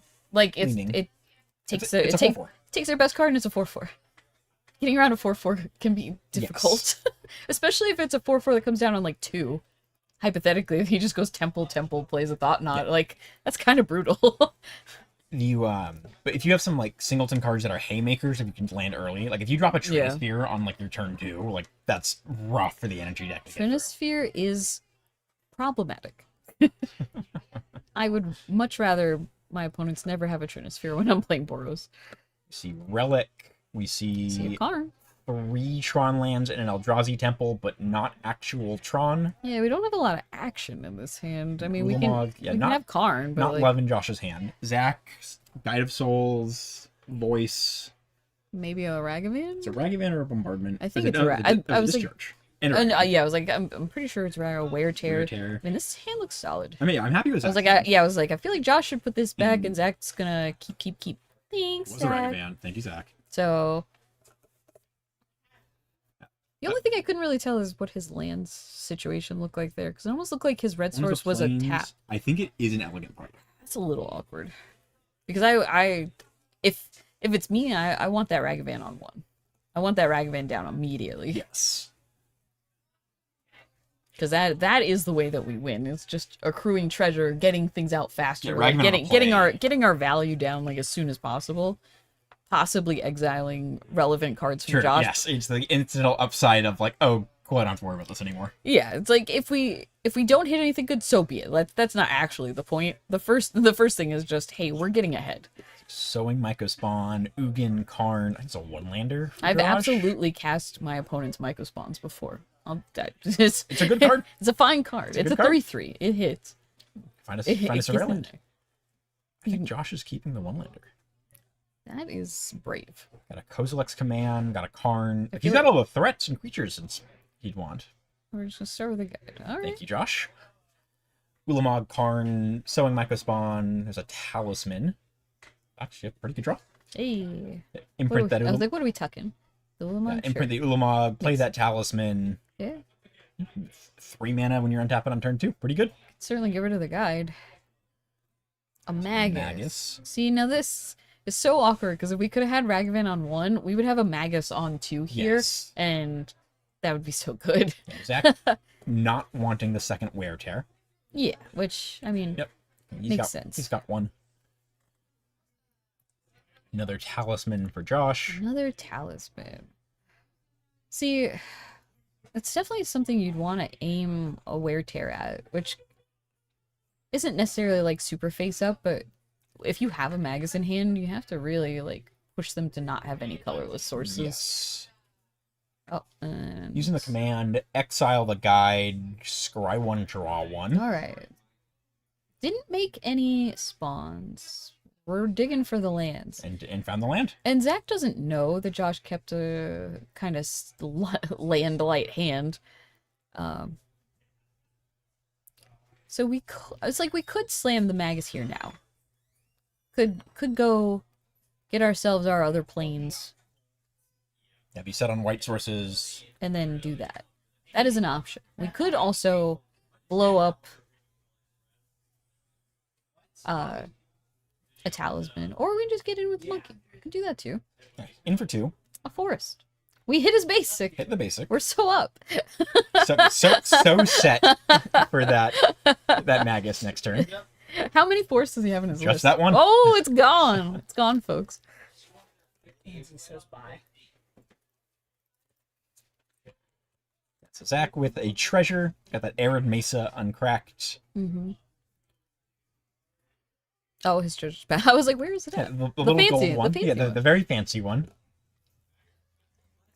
So we could see an end step, blow up your talisman, and then next turn get get a Magus into play. And We another could do that. land for Josh for the turn. He does have the Ugin in hand to imprint on that labyrinth. Mm.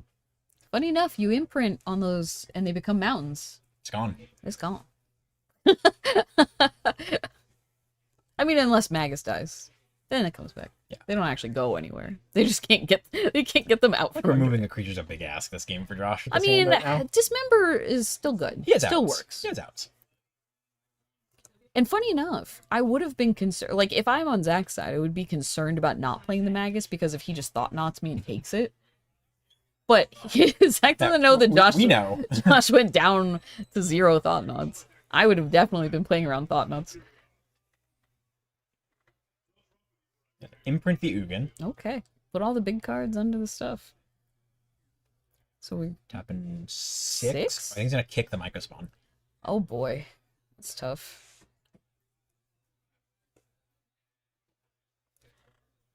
This is Going for the Elegant Parlor, and we'll This- search for a land. I was like, this is a tough spot now because what if we don't? What if we don't get to have the Magus? Well, I think now it might make sense. Find another Tron land. We got Hmm. Urza's Mine for Josh.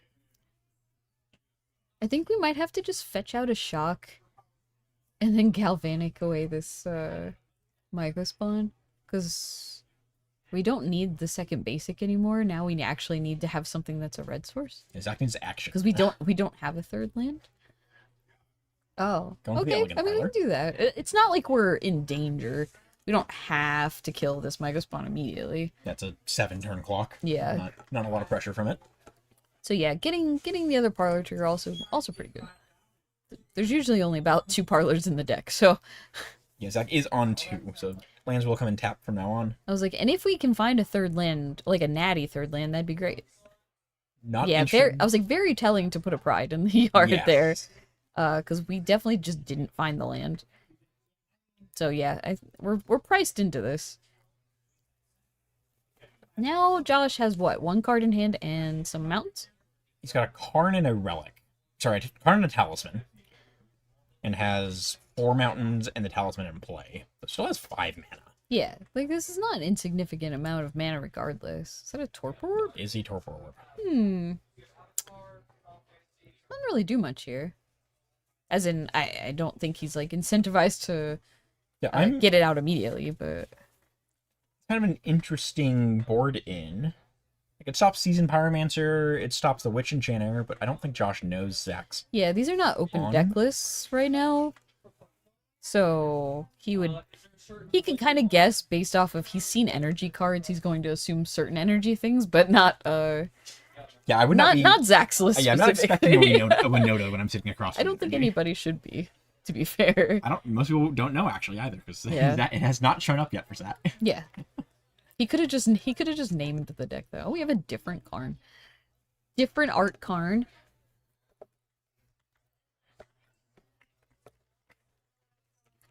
So what do we get here?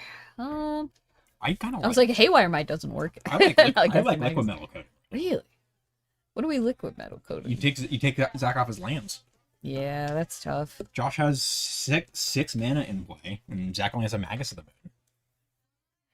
Oh, we found another land. Okay. There's a land. So Magus can hit Karn for 2. I mean, so I think we can.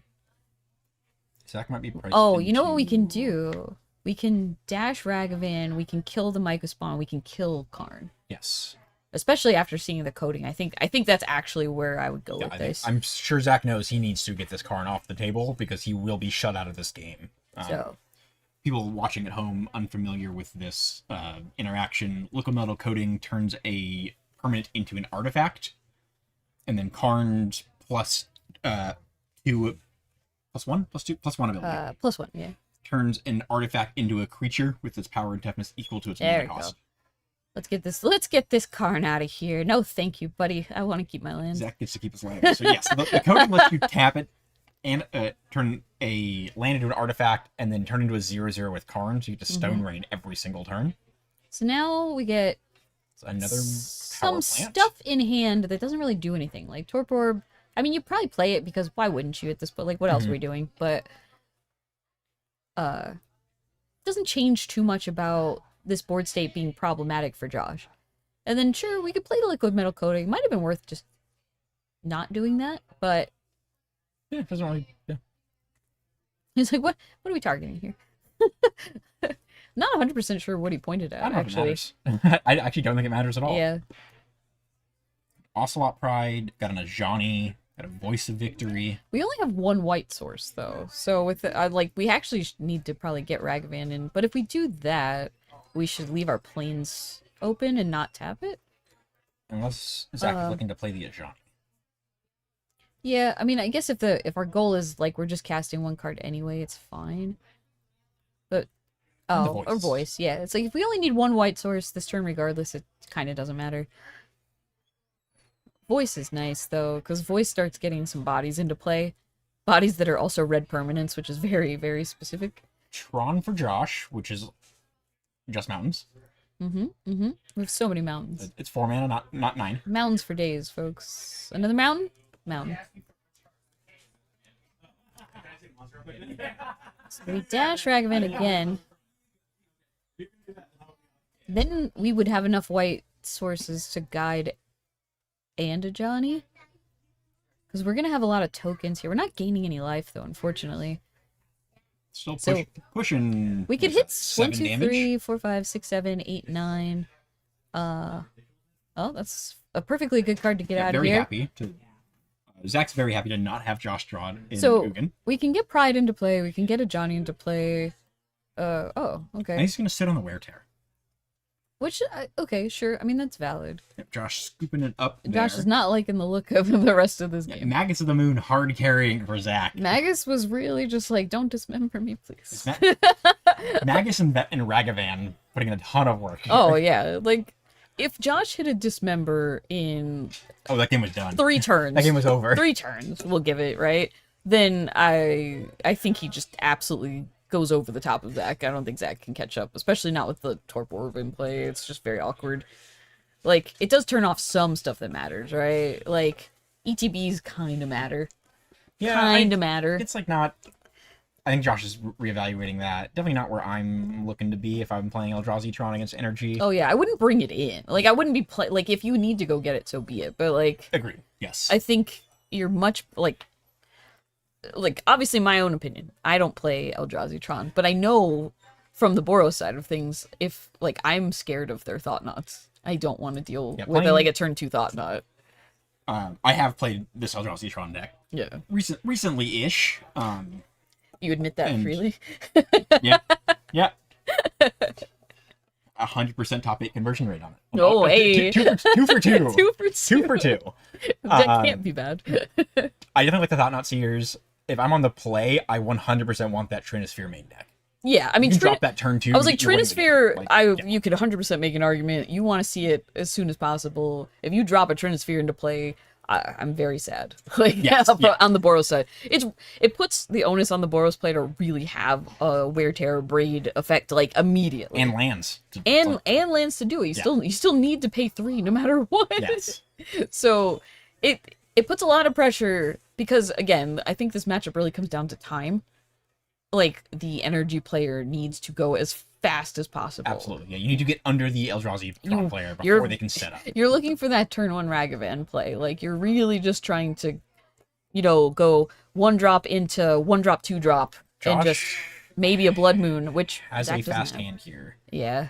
I saw the Devourer. Devourer, Labyrinth, Ugin, Talisman, 2 Tron pieces. Oh, there's another Devourer relic. I see a Dismember. Well, Don't love those. I think keep I- the Dismember. yeah, I was like, I think he's priced into not getting rid of that Dismember, especially after the last game. If he only has, 2 in his list? Yes, just on 2. So, we don't have 1 in our hand, so yeah. The Devourer trigger there keeps the first upkeep. You look at your top 4 You can choose one, leave it on top, exile the remaining cards, Yeah. and then then because Josh was on the play, he doesn't draw that card until his first turn. Yeah. But the important thing is that the other cards are gone. They are fully exiled. So getting rid of that Dismember over any of those other ones would have been a choice. Other fun interaction with this deck is like with Karn lets you pull from exile.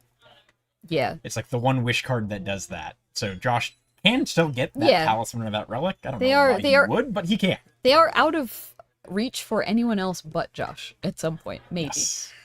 A talisman. And we already have 2 of the 3 Tron lands in play. Zach drawing the Winota.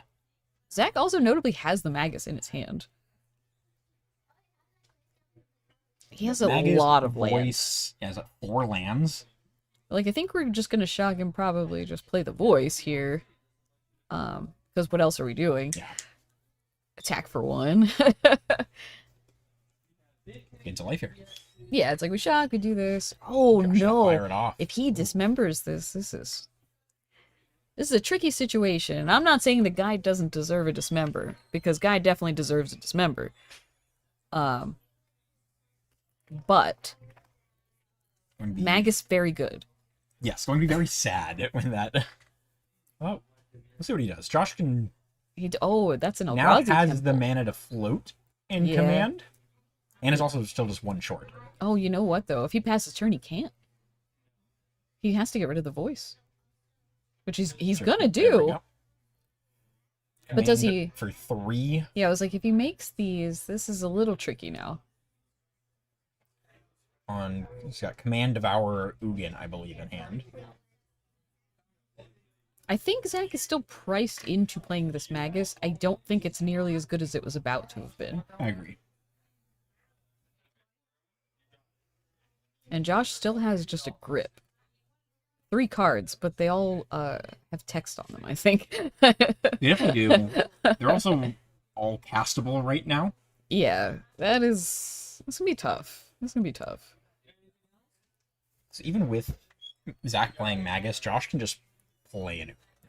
Yeah, I mean, Magus is just a creature. It is just a 2/2. It is a red 2/2. Like, some games you're so happy the Magus is a creature, and then other times you want it to be anything else. yeah, it's like, sure, I'll tap all these mountains, tap my talisman, do all this, get rid of this. There's an Ugin. And then what do you got to deal with an Ugin that pluses to 9 immediately? This Like, card is just it's so silly. I've killed Ugins. I've hated doing it the whole time. It's awful. Another Kozilek's It's like you need like a bolt flage like trail. It's so much. So much. I mean, this feels like we're gonna arena Winota, which is kind of exciting. Because this is the time. We have a This Winota is the in time play. to shine. Am I getting my Winota text mixed up? I wanted to say it's when you attack with Winota triggers when you attack with a non-human creature. Oh yeah, so Winota's not going to trigger for herself. She will just be a 4/3 with haste, 4/4. or 4/4, sure. Which I think we're just going for the throat Yeah, here. push some damage.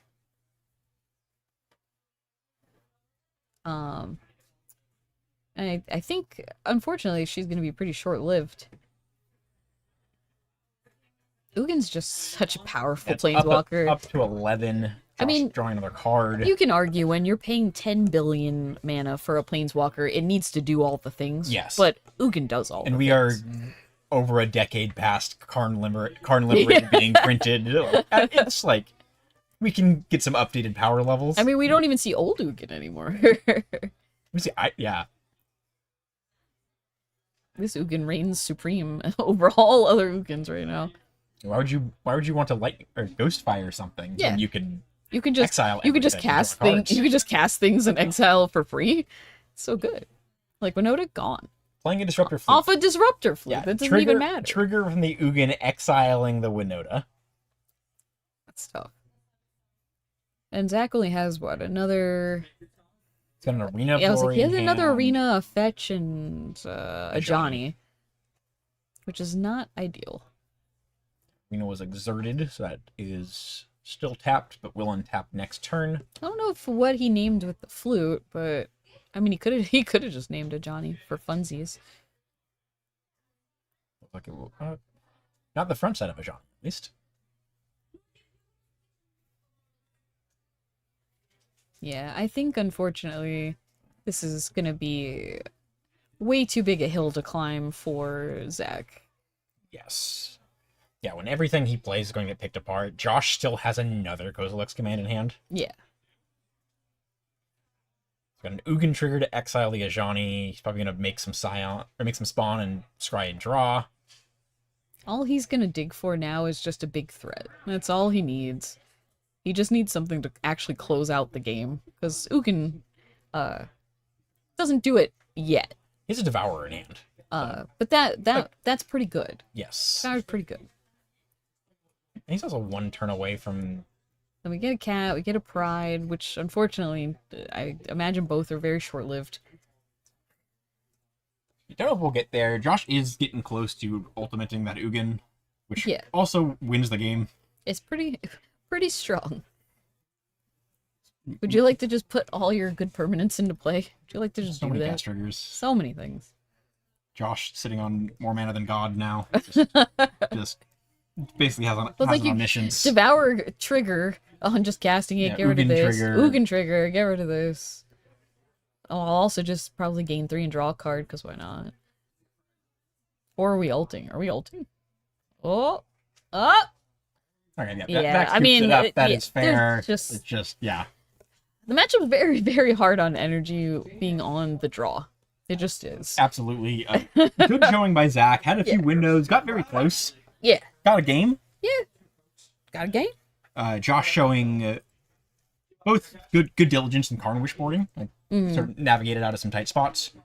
And just showing when you can play a 7-drop with cast triggers off the rest of your deck Yeah. before turn 7. I mean, You're probably winning the game. that ballista when he got it, like that was clutch.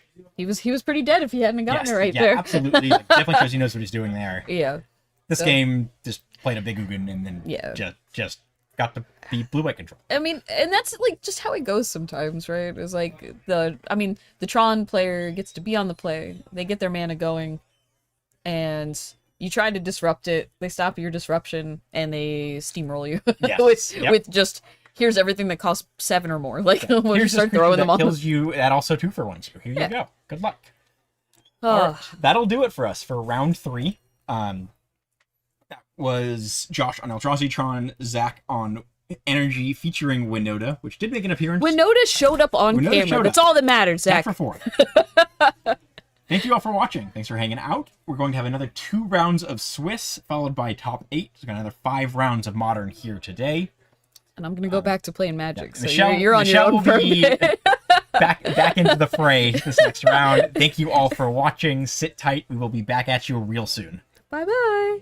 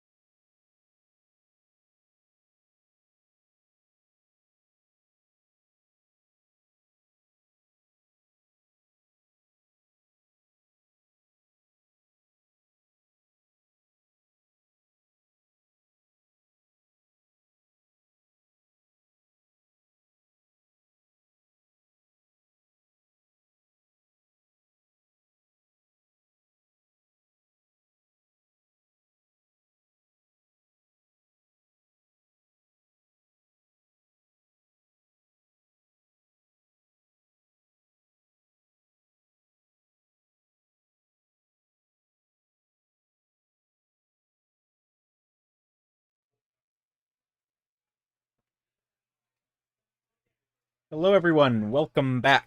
Here with round 4 of the Rockets series Modern 1K event. Here for round 4, we've got Noah on the left playing some Blue-Black Frog, and we have Alex on Team Rocket's own, Alex, on the right, playing his tried and true Amulet Titan. Noah starting off with a Surveil land, binning that second land, and Alex playing an Urza Saga. See a Psychic Frog, Fatal Push, Force of Negation in Noah's hand.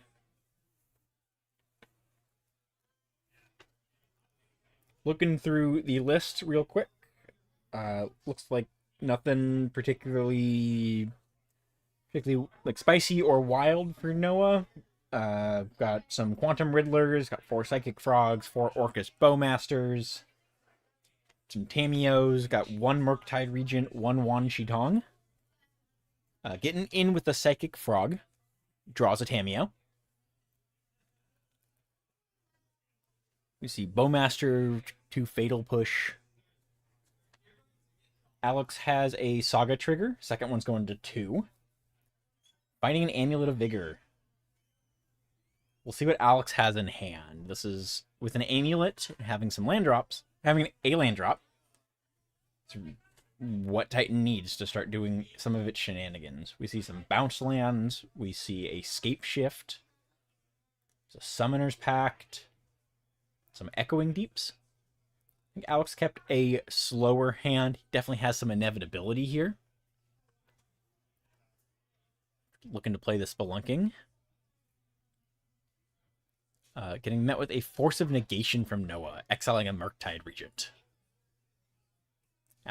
Noah's going to play an Orcish Bowmaster to end Alex's turn.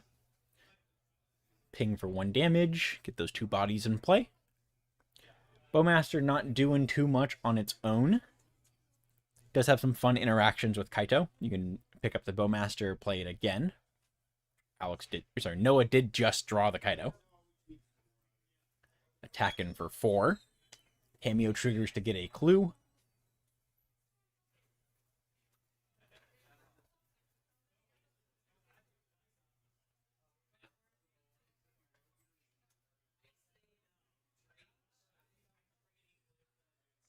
Just going to damage here. Alex is going to get hit for 3. Draw off the Psychic Frog. Playing a land. Noah's looking to just pass the turn. Had the option to crack that clue to flip the Tamio. Choosing not to. Alex is going to float a mana with that Urza's Saga Chapter 3 trigger. Find an Amulet. Noah's sitting on 2 Psychic Frogs and a Fatal Push. Shields are down if Alex decides to Scape Shift or go for another big play. He has the Amulets and has some lands. Not a ton to do with them, though. There's a Crumbling Vestige. Gonna make a mana that's floating and untap it. It's going to have 4 mana floating right now. 5 mana floating, including that Saga. Scape Shift to find 2 lands.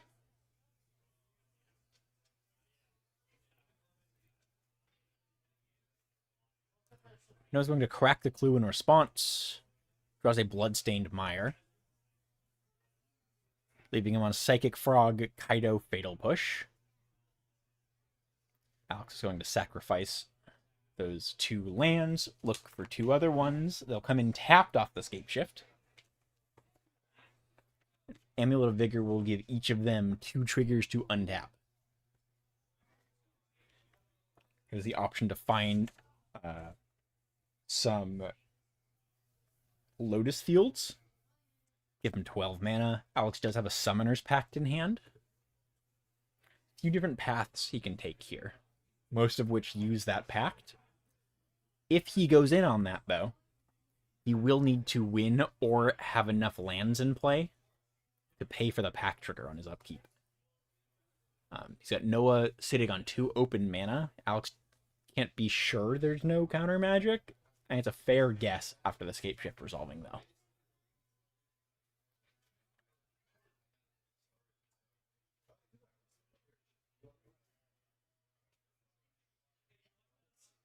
Going for the double Lotus Field. It's going to have 2 triggers to sacrifice 2 other lands for each of them.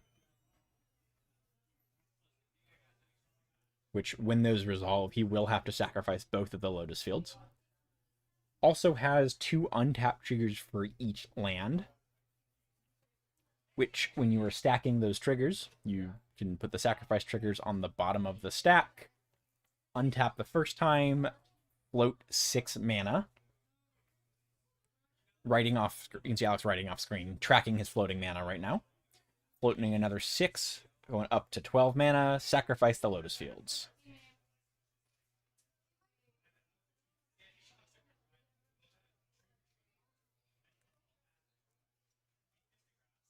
He's got a Summoner's Pact, got an Echoing Deeps. Has the Teleria West, he's looking to transmute that, go down to 9 floating mana. Find a 0-drop. It's either another land or a Summoner's Pact.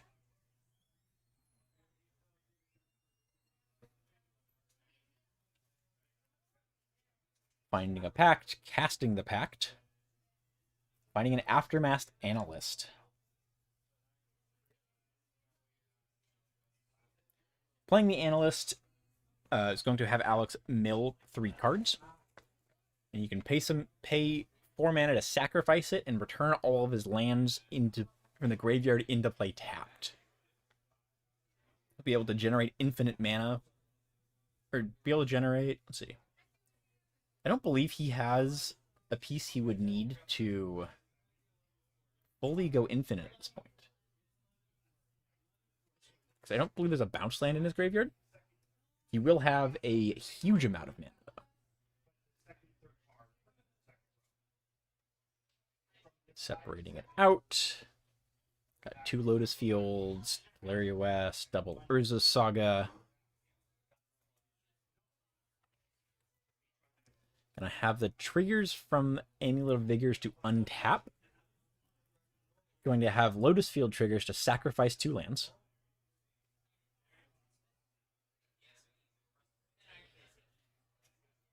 Got those Urza's Sagas.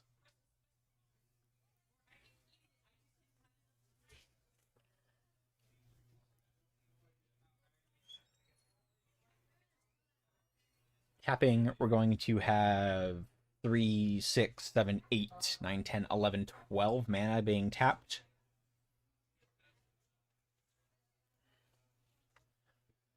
Untap everything, float another 12 mana, sacrifice 4 lands.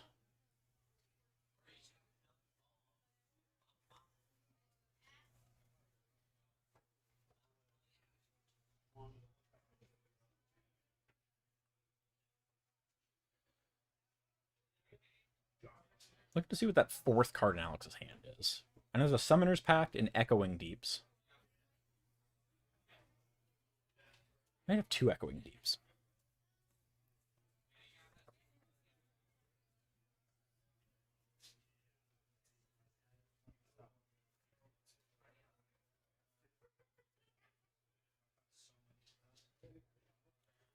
Double checking his math.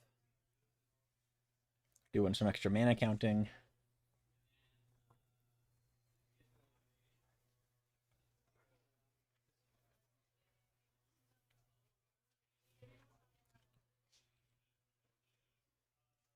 One of the things the Titan deck wants to do now, those big infinite loops, is you're using Shifting Woodlands in combination with the Aftermath Analyst.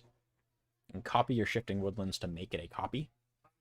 Or you activate your Shifting Woodlands, make it a copy of the Analyst in your graveyard. But you need Delirium to activate the Shifting Woodlands. Alex currently has 3 types. Wait, yeah, 3 types. That Spelunking was exile off from the Force of Negation. But a land in the graveyard does get him to Delirium.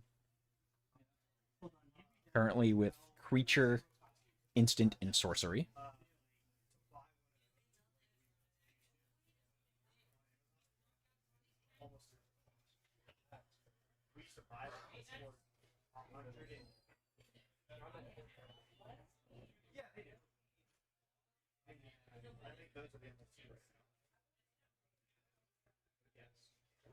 Upload some more mana. That's 16 right now, just off of the Analyst return. Or 17. We have an extra from the Crumbling Vestige.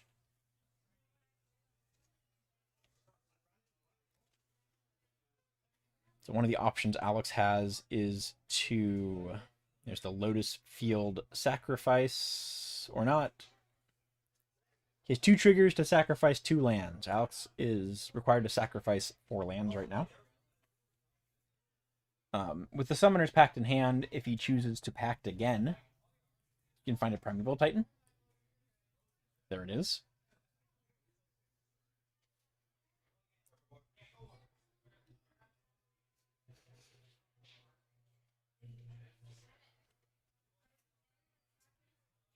Is a Singleton 6 in the deck. Lets you retrace. You want to replay some replay creatures or spells from your graveyards. He could scape shift again. Targets here off of the Summoner's Pact are Arboreal Grazer, Aftermath Analyst. There's one more. There's a Singleton 6, and there's 4 Primeval Titans. Alex is picking the Titan and casting it. Going to have the trigger to put search 2 lands, put them into play tapped. These Primeval Titan decks have been more or less a Modern format staple since the start of the format. We had all kinds of different builds, ranging from like Scapeshift, Vet, and Valakut, which you occasionally had the Primeval Titan there. Way back, you had Summerbloom doing the combo loop.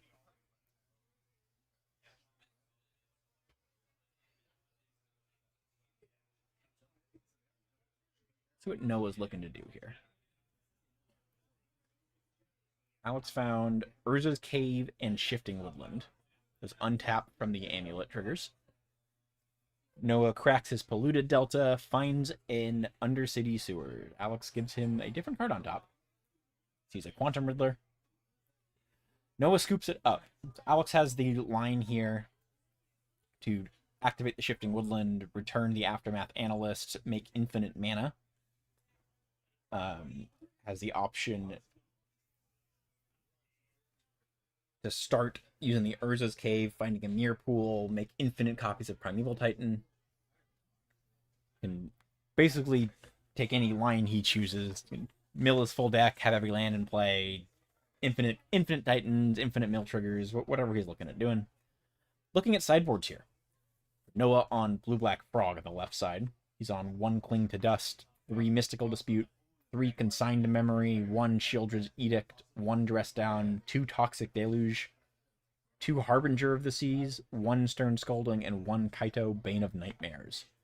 The Harbingers are a huge hit here. They're pretty hard for Alex to remove, taking him off of red mana entirely.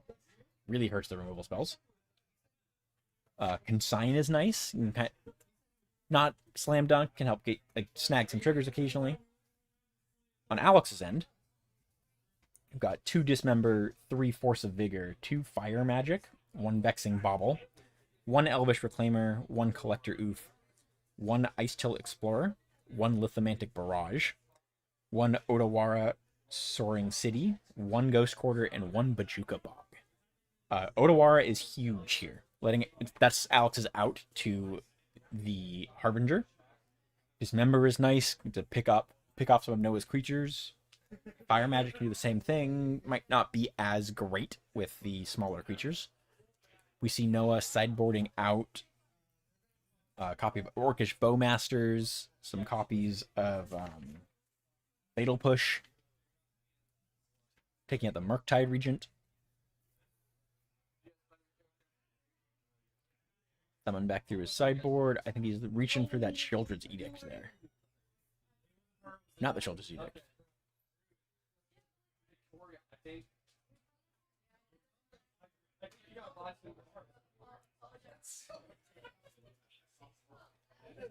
Sideboarding against a Titan deck can always be tough. The deck has so many options and routes it can take. So if you're trying to lock down the combo line, the deck still just ramps out casting a 6/6 with Trample.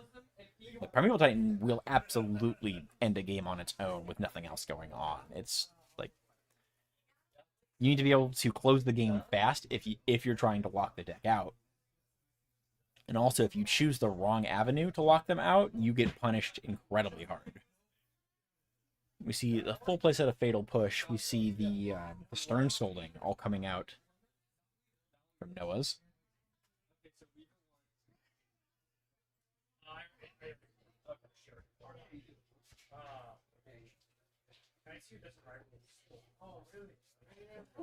I think everyone is locking it in. See Scape Shift coming out on Alex's side. I do like that approach there. Remove the big all-in sorcery spell against the counter magic deck. Shuffling up, getting ready to go into game 2. Noah will be on the play here.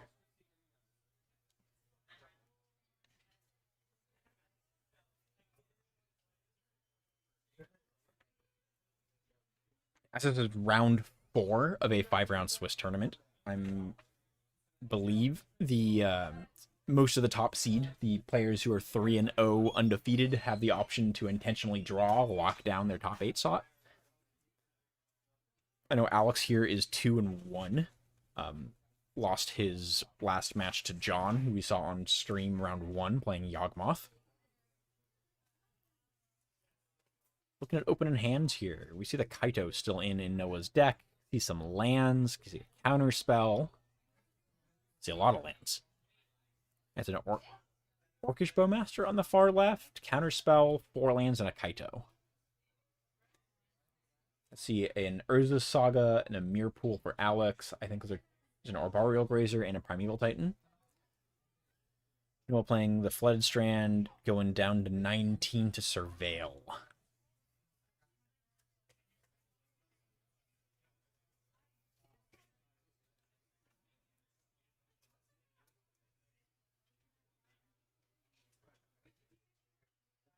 Not interested in a Tamiyo. Does draw a Psychic Frog. Great draw. Gives him some very solid action here. Shock down to 17. And playing that frog.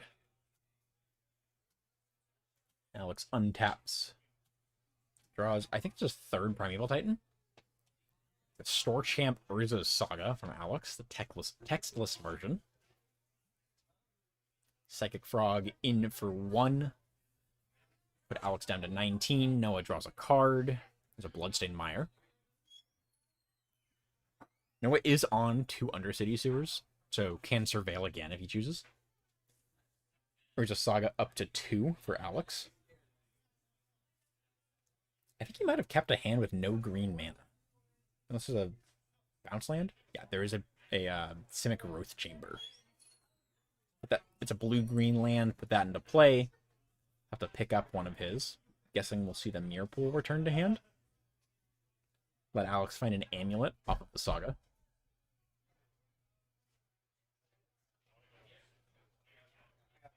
Choose to pick up the Saga. Sort of the tension there that Alex was going through was if the Mirrorpool's in hand, you can't utilize it for your combo lines. He doesn't have an amulet, but the Mirrorpool being locked in hand keeps it in hand. It's not in the graveyard or on the field. So if you're trying to loot things or use an amulet or spelunking to have it untapped to copy Primeval Titans or Aftermath Analysts, it cuts Alex off of that line, and a lot of the deck sort of trends towards that direction to really close the game out now. Noah decides he does not want a 4th land, or I guess 6th land, he's got 2 more in hand. Surveils the Scalding Tarn into the graveyard, and plays an Orcish Bowmaster at the end of Alex's turn. Draw another Psychic Frog. Swing in for 3.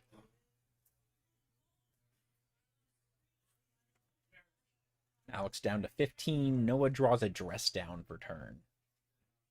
Some nice insurance there. Lets him either deploy a Psychic Frog or sit on Counterspell plus Dress Down. Kind of get some big backup in case Alex tries to do anything major on his turn here.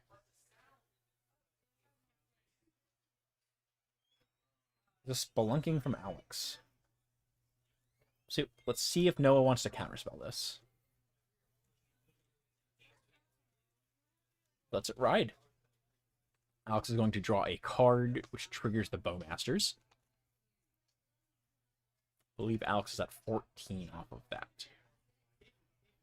Alex will have a trigger to put a land into play, and still has a land drop per turn. The Crumbling Vestige. Have a trigger to make a mana.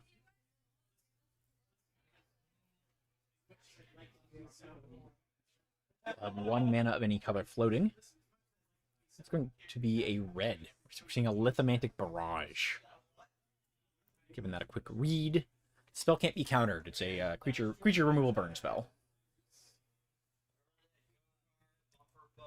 He's looking to play that game of chicken with a Psychic Frog, I'm guessing.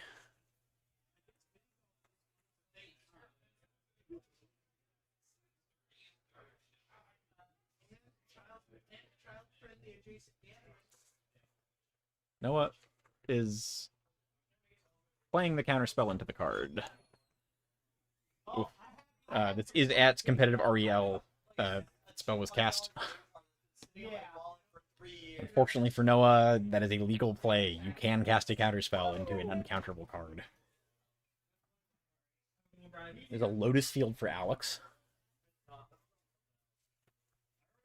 Trigger to sacrifice 2 lands. Going to float the mana off the Crumbling Vestige. Sacrifice the Mirror Pool.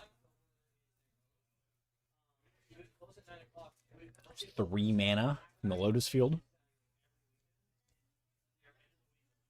Playing an Arboreal Grazer. There's an Urza's Saga. Comes into play untapped from the Spelunking. See Alex with a Green Sun Zenith. 2 Primeval Titans and 1 more in hand. In response to the Green Sun, Noah's another counterspell in hand. We'll see if he chooses that or the Dress Down. Fetch the basic island.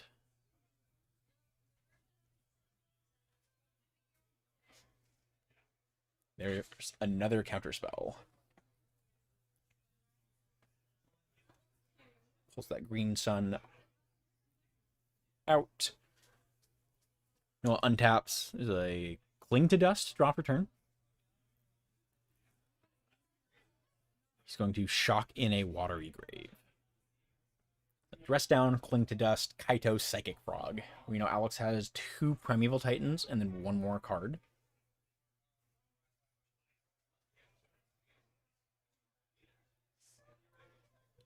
Alex has the brick wall of an Arboreal Grazer, locking down the board set a little bit.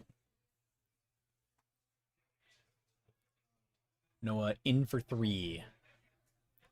Alex is going to block the Bowmaster. Great play here. Choosing to just take that extra damage. And if Noah wants to ninjutsu the Kaito, like he is, he loses his token. Kaito coming in, the ninjutsu. Going to 0, surveil 2, and draw a card. Get some loyalty counters on the Kaito in a sec. Passes the turn back to Alex. Noah sitting on that Dress Down. Urza Saga up to 2 counters. Alex playing a Vesuva. I believe he's copying the Urza Saga with that. Sending it back to Noah. Alex is looking to lock in on the Urza Saga Construct Beatdown plan. Noah playing a Thoughtseize. Seeing Shifting Woodland, double Primeval Titan. Alex just dropped the Titan in the graveyard there.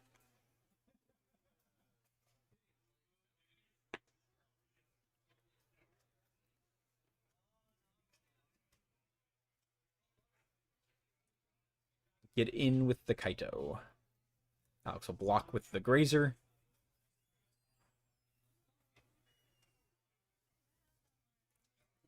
Kaito's still at 4 loyalty here. We've had a 0 activation last turn.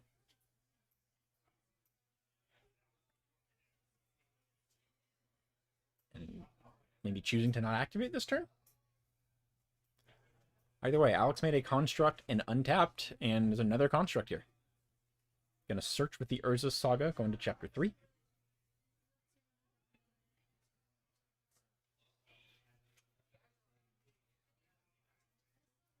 Probably going to see there's a Vexing Bauble coming in. Lock down any free spells from Noah. So won't be able to pitch cast, evoke a subtlety, no pitch casting a Force of Negation. There's a Shifting Woodland. Noah tapping 2. Gonna play a Dress Down, which kills those Saga constructs.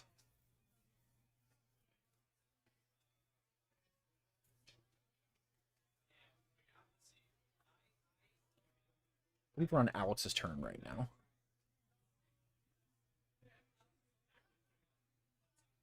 There's the graveyard, got a few lands, Primeval Titan, Arboreal Grazer, Lithomantic Barrage.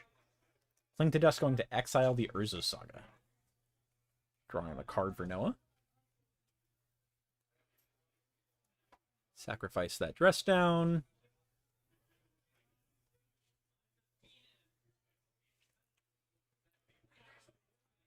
Untap, draw for turn is Wan Shi Tong. Not a huge threat, but is able to draw some cards, could potentially find some more action for Noah. Look to keep him into the game a little bit more. The scary part sitting against the Titan deck, Noah knows Alex has a Primeval Titan in hand, and that's going to end the game quickly. Can buy some time with the subtleties for sure.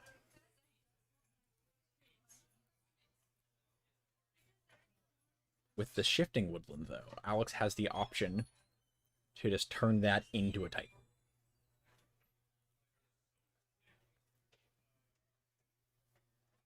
Urza's Saga trigger. Going to activate to make a construct. Noah's going to play Wan Shi Tong in response.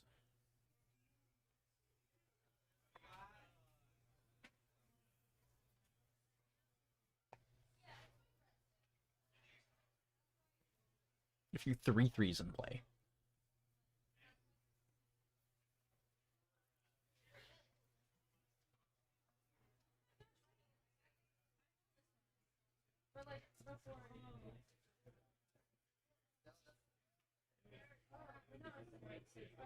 Might have a judge call here. Taking a break from play. I'm not entirely sure what's going on back here.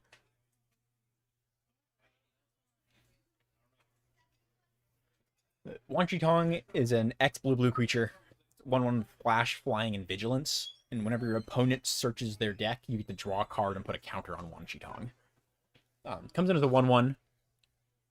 When Alex searches with his Urza Saga trigger, Noah will turn that into a 2/2 and then draw a card. I think there might be a question on the timing of Urza Saga right now. So Alex just point to it. Maybe you got the interaction window with Wan Shi Tong about when you can search or what happens when.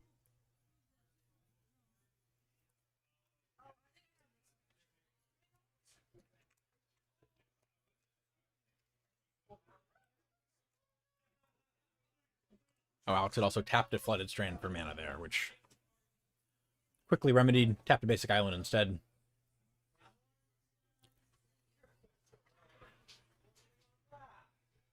Alex finding an Amulet of Vigor. Noah with the Wan Shi Tong trigger. Draw a card, gets that counter.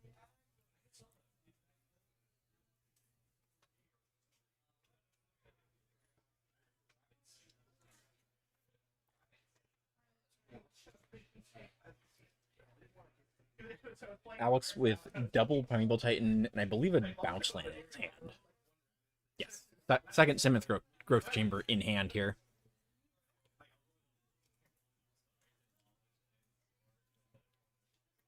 Play the Growth Chamber.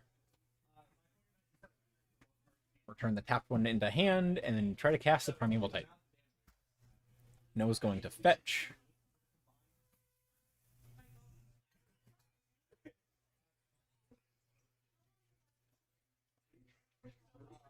Finding a basic island there. We're going to see a hard cast subtlety coming down.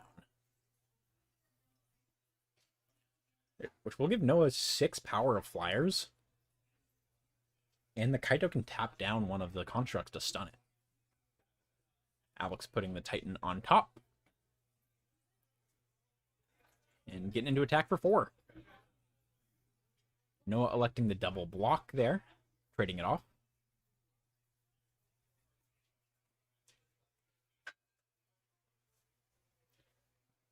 Untapping 2/2 Wanchitong and a Kaito.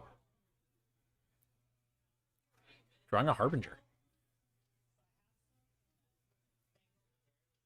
There's a Swamp. 3 mana for a Harbinger. It's going to lock Alex down to only blue mana right now. And Alex scoops it up. Will not be able to fight through the Kaito and the Flyers. Great work for Noah. Fighting through the Construct Barrage. Able to recover after that initial, I guess, sort of stalling a bit. Alex just kind of just slow, wasn't able to fully get online. Noah doing a quick sideboard swap. See him grabbing a consigned to memory to put in. Didn't see what he pulled out, though.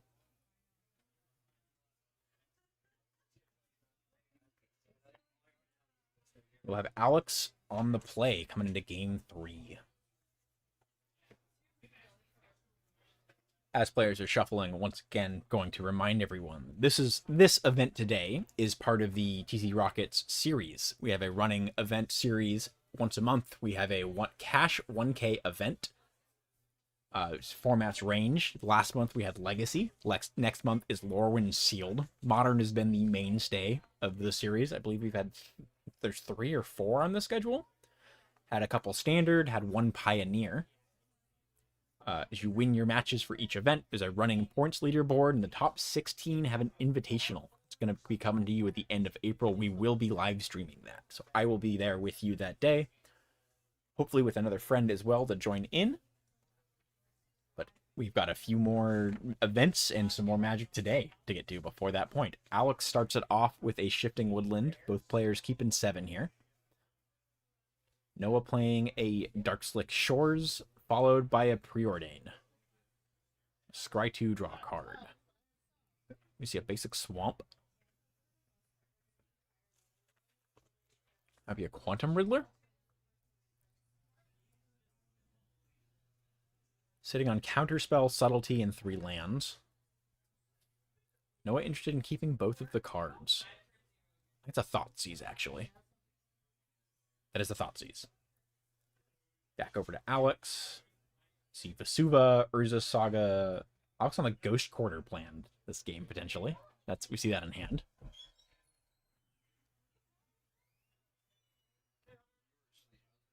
Noah going to shock in the Watery Grave. He can sit on Counterspell. He can deploy a Psychic Frog. There we go. Got a Psychic Frog for Noah. Alex drawing for turn. Saga up to 2.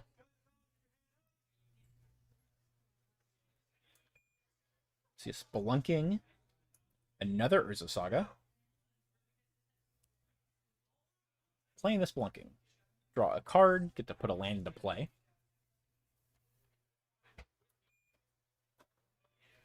Going for the Simic Growth Chamber. To ramp a little bit. Pick up the Shifting Woodland.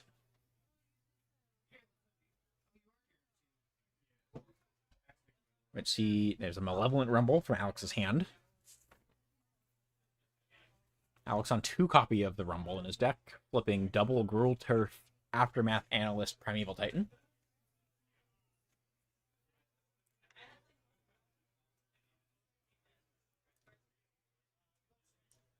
Noah's going to be able to Thoughtseize and hold up Counterspell. So pretty good spot for him right now, actually. Making the Eldrazi spawn off that Rumble.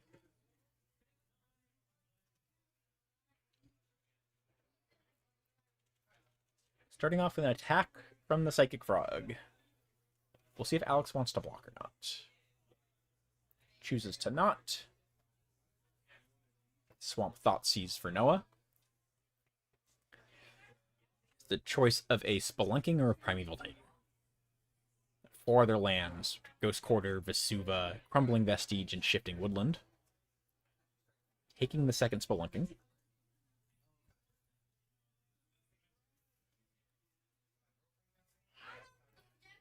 Alex will untap.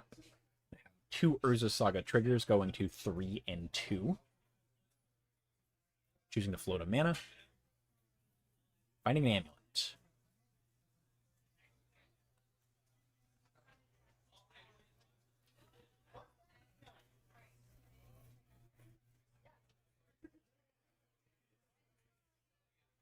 Alex can play that second Simic Growth Shaper he picked up, if he chooses. Be able to cast a Primeval Titan. Can cast that Vexing Bauble he just drew. Set up to make some Urza Saga constructs. There we go. Using the Urza Saga floating mana, playing a Vexing Bauble to lock down Noah's options to evoke a subtlety or pitch cast a Force of Negation.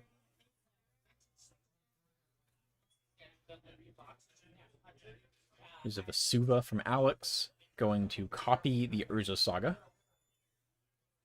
Just stay on that construct train.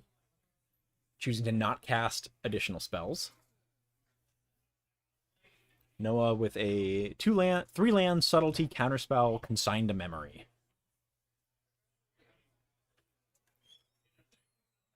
Alex will make a 3/3 construct here. So Noah will need to choose if he wants to either jump the Psychic Frog or pitch enough cards to make it unblockable. Looking to discard a land, exile 3 cards from the graveyard, give the Psychic Frog flying, get in for 2. Drawing a Wan Chitong. Nice way to keep the hand filled with Alex on those Urza Sagas. Drawing a Primeval Titan for turn.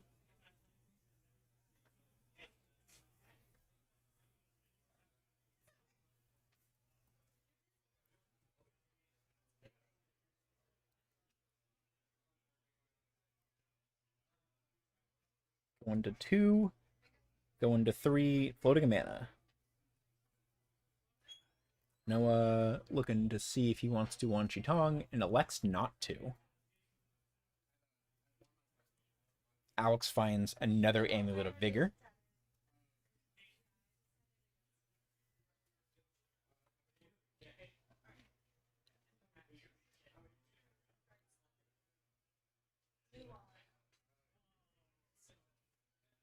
Land for turn from Alex is Shifting Woodland.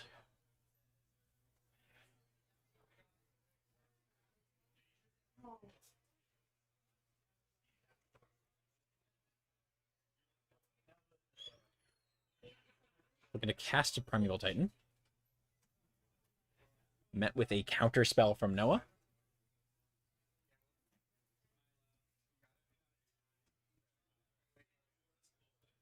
Alex shipping it back over to Noah. Fetching with the Scalding Tarn. I'm guessing we'll see a Surveil here. There's the Undercity Sewers.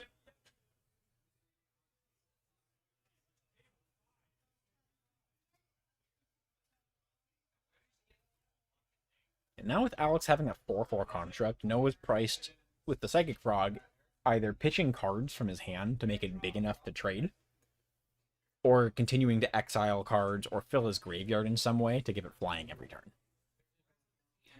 Surveilling the Sing into Stupor does get that 3rd card there. Drawing a 2nd consigned to memory.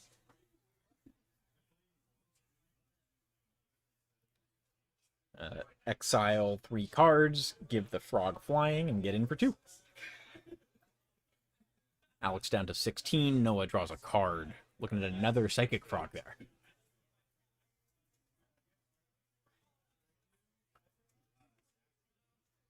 Plays the Watery Grave. Going to shock that in. Gives him the option to both Wan Shi Tong and hold up some consigns or subtlety and consign. Like, have the option to combine and interact in different ways. Play multiple spells. Alex is going to play the Crumbling Vestige. Not play the Crumbling Vestige. He's going to remember his Urza Saga trigger. Floating a mana and searching. Noah electing to not play the Wan Shi Tong.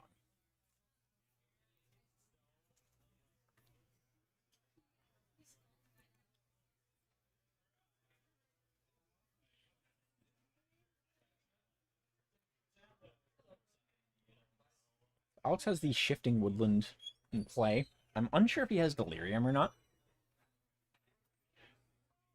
We know he has a lot of lands and enchantments in his graveyard from all those Urza Sagas. There's a Crumbling Vestige coming in now.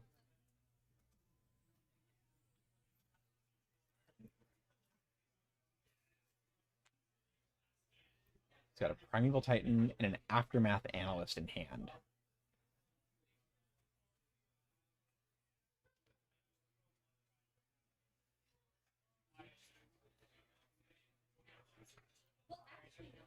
And Alex floating the mana off the Crumbling Vestige untaps from the Amulet of Vigor.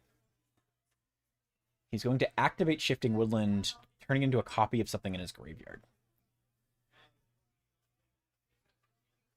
I believe he's got an Aftermath Analyst in there. He's going to sacrifice it to return lands into play tapped. The Shifting Woodlands, Vesuva, Urza's Saga, and a Gruul Turf.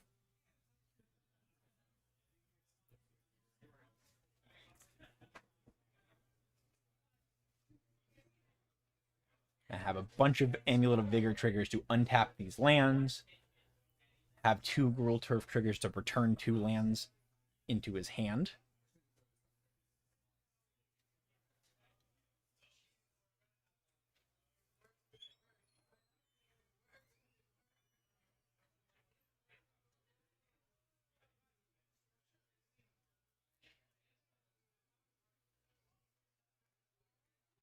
It's consigned to memory. It's going to target. Consigned to memory replicated 4 times. And he's targeting the Gruul Turf untap triggers from the amulets. Yeah, so stifle 3 of the Gruul Turfs that stayed tapped and 2 of that other one. Alex still makes 12 mana, 3 green, and 9 colorless from the other lands that came into play.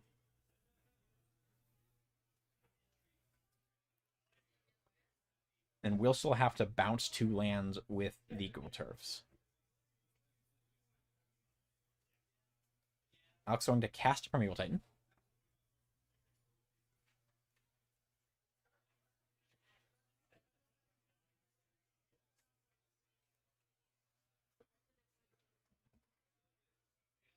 Alright, Pokemon players, ever final standing. Minutes 5 back, we got Joshua. Turn the 2 lands with the Gruul Turfs. I think Alex was showing the Primeval Titan and saying, like, hey, I have this. Will you concede? He's going to run through it real quick here. I believe Alex has a guaranteed win at this point. Yeah, you see the I'm comboing hands going right now. Titan comes into play. You're going to find 2 lands. Did you right?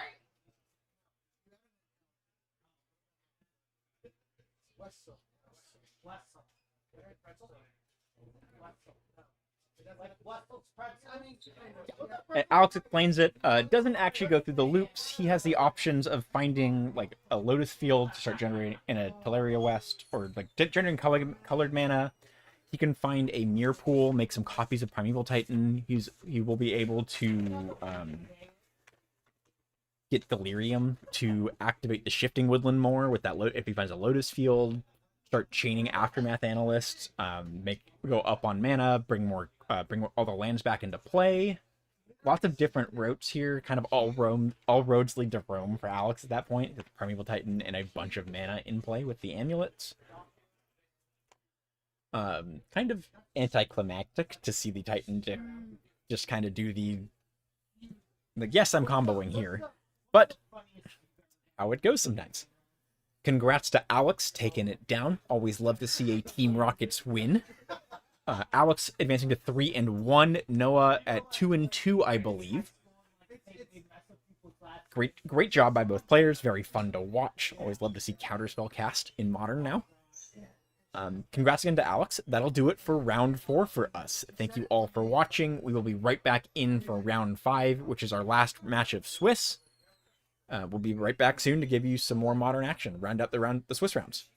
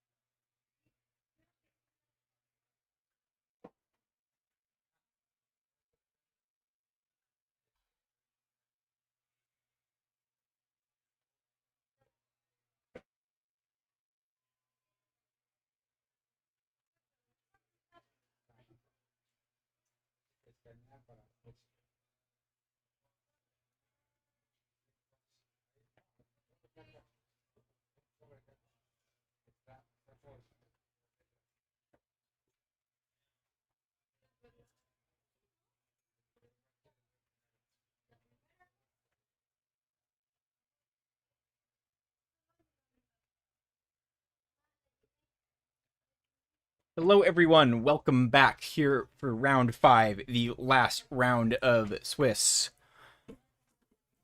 We've got Gabby back on stream once again. Gabby sitting at 3-1, fighting it out for the top 8 slot. And Carlos over on the right, playing some Affinity. Once again, my name is Joe Vetti. Thank you, Gabby, showing the hand. Fantastic. We love to see that. Again, this is round 5. 5th round of Modern today. We're going to go into top 8 after this one rounds out our Swiss pairings.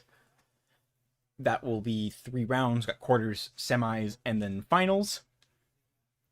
And that will round out our event. As before, this is the January event for the Rocket Series.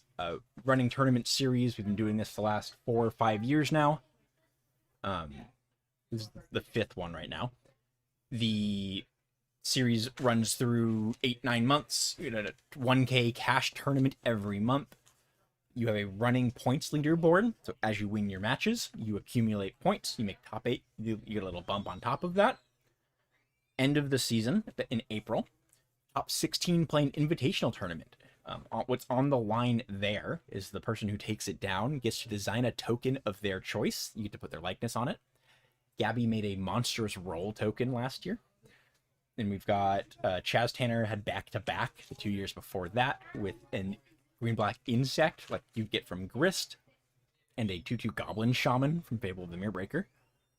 And Alec took down our Season 1 and made a food token. Lots of cool options. You'll see them around the store if you come play. It's always a blast to see the your friends and local players on the tokens. Up for grabs for this year. Kind of what's on the line for everyone coming out to play these events. Carlos evaluating his hand here. Gabby kept her 7. Carlos mulliganed once. Double checking. See a Pinnacle Emissary. So might be looking to see if he has enough either artifacts or mana to make use of that and really accelerate out onto the board.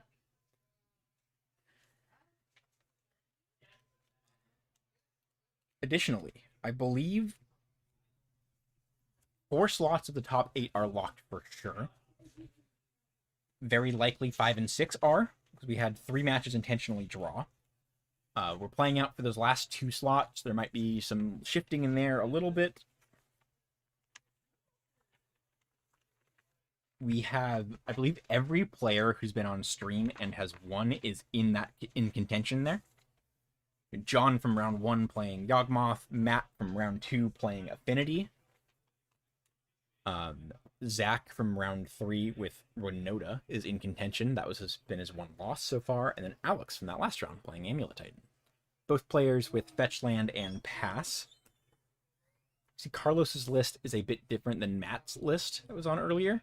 Carlos is on some Fetch Lands. He's on 2 Flooded Strands, and then got 2 Steam Vents and 1 Island and a Thundering Falls, compared to Matt just being on straight 3 islands, no fetches, no Steam Vents, no Surveils. Gabby surveils the Hero's Hideout into the grave. Hero's Hangout into the graveyard. New Spider-Man card. Carlos giving it a read.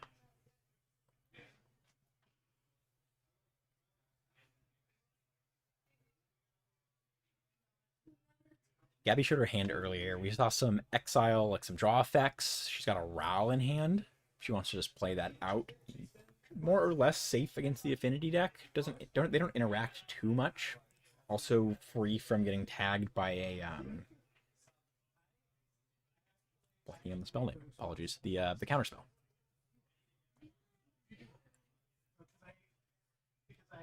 Gabby chooses to play a Rend Resolve. Flips a Pass into Flames and a Manamorphose. They're actually huge draws here. If Carlos taps out, Gabby has another land and the Ral, I believe. He does have the Ral, most likely has another land. Ral into Manamorphose into another ritual, being able to Past in Flames and cycle that again will be big game for her.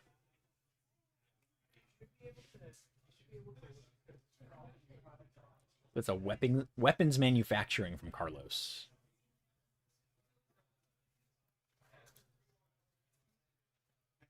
There's a Steam Vents for Gabby, shocking that in, down to 8 or 17. 2 for a Ral. We're going to see the cards coming out to track some Storm. Again, Gabby's separating out the Ral Storm that cares about instants and sorceries from the overall Storm. Storm at 1 from casting Ral as a creature. And then we got dice rolls representing the coin flips.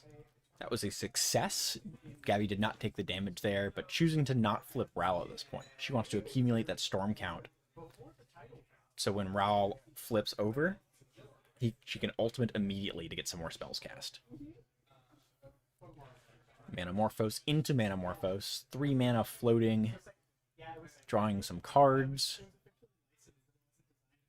See a Ruby Medallion in her hand. Maybe a Valakut Awakening.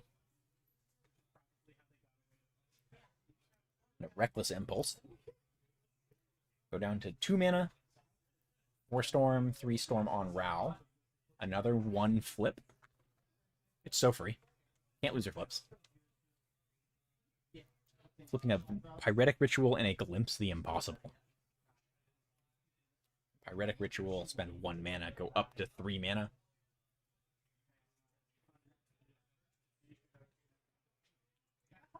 Losing that one, Ral deals a damage to Gabby. You just adjust it before the round? Yeah. Oh, okay. Because as long as it happens before the turns actually going up, it doesn't have She can choose to Past in Flames now. There's a bunch of 1-drop spells in her graveyard. So we'll be able to play those, ramp up on mana, ramp up on some extra cards banked for next turn.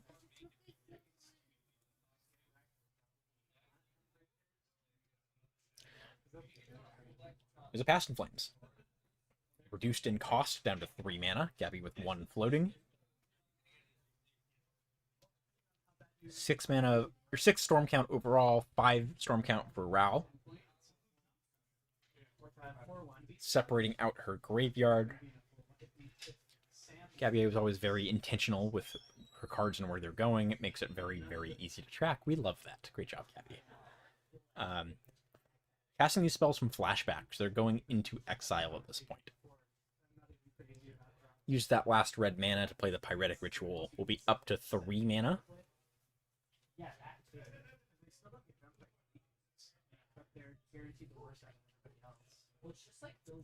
Be able to Manamorphose as well if she wishes. Draw a card, go up a mana. Has some Rend Resolves. 1 Rend Resolve, 1 Hero's Hangout. Get to look at 4 cards, see if she wants to play any more. Ral will get her a look at another 7 cards. You get to play for free there. Very, very good chance this game is over at this point, folks. Obviously, it's just playing off the top of Gabby's deck. She could whiff. Could be it.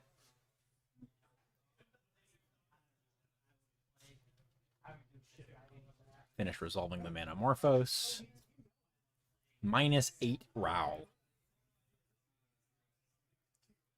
Its own Ral ultimate card. Very nice. Exiling cards. Got a Pyretic Ritual. Got a Manamorphose. Ooh. I have 2 other Rals of some Ruby Medallions and some lands.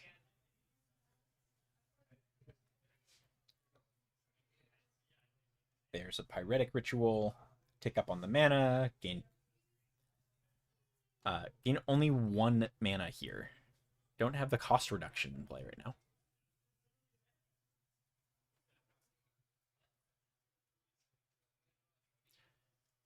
Apologies, no. Go up 3 mana. Those were played for free. She does not have a now has a cost reducer. Did not have a cost reducer with Ral flipped, but was able to play those spells for free. Now back to spending mana for spells. Manamorphose costs a single red to play. To make 2 mana and draw a card. There's a land there. Play the Hero's Hangout.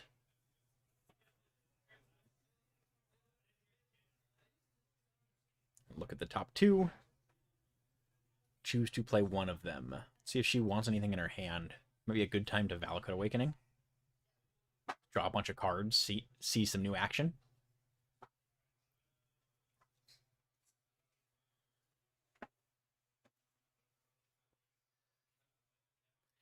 She also has a Glimpse the Impossible in exile still. So you're banking that for the next turn.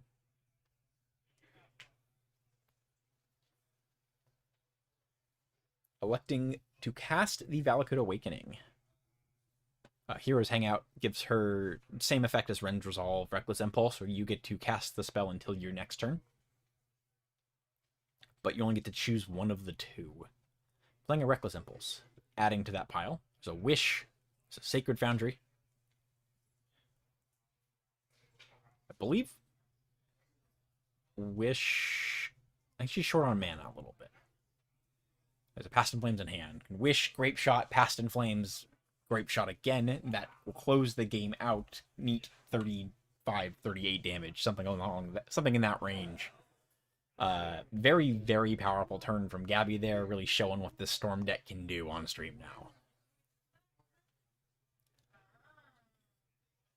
Carlos will be on the play for this next round. Gonna go into sideboards here.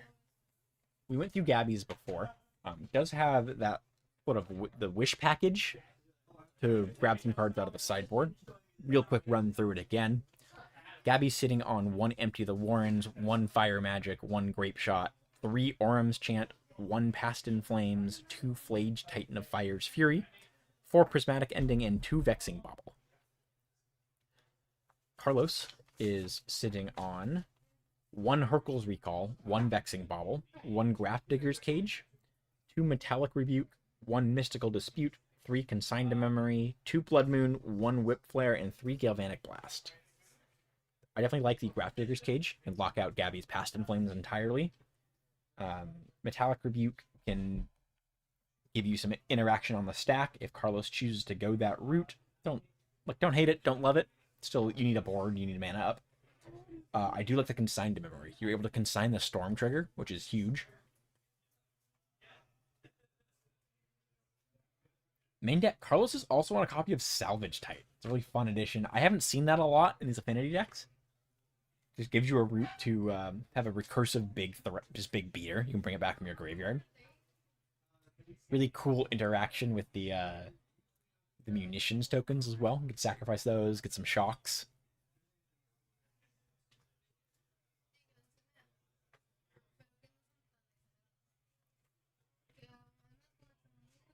Gabby grabbing a good grip of cards there.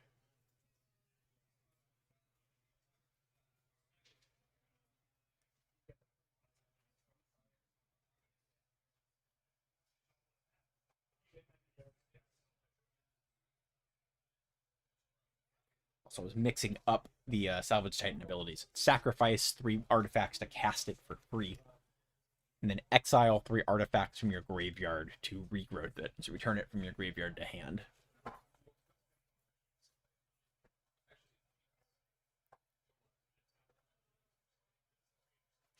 With players locking it in, shuffling it up, there's a very real chance the winner of this game, or this match, makes it into the top 8.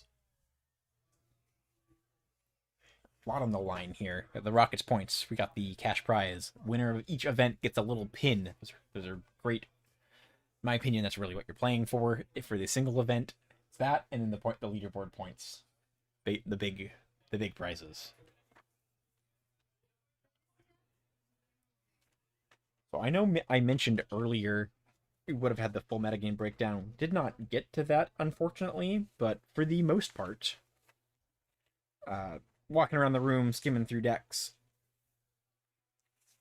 Lots of what you would expect for the most part. Like looking at like top page MTG Goldfish type stuff. Lots of energy, lots of affinity, lots of like Felia, Quantum Riddler decks. A few copies of Storm, a few copies of Amulet Titan. A few affinity players, and got a few spicy ones. Good Brandon Shaman's deck.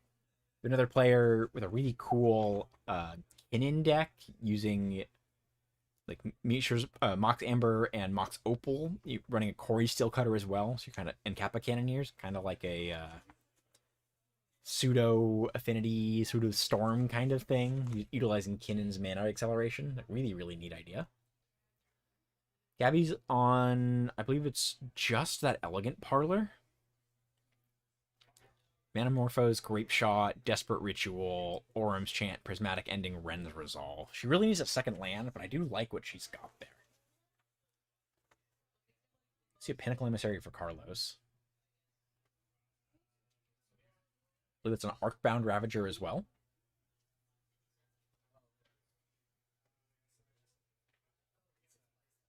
Gabby on the draw with the Surveil land. Choosing to find some more action. Bit slow. My guess is that means Carlos is keeping his hand.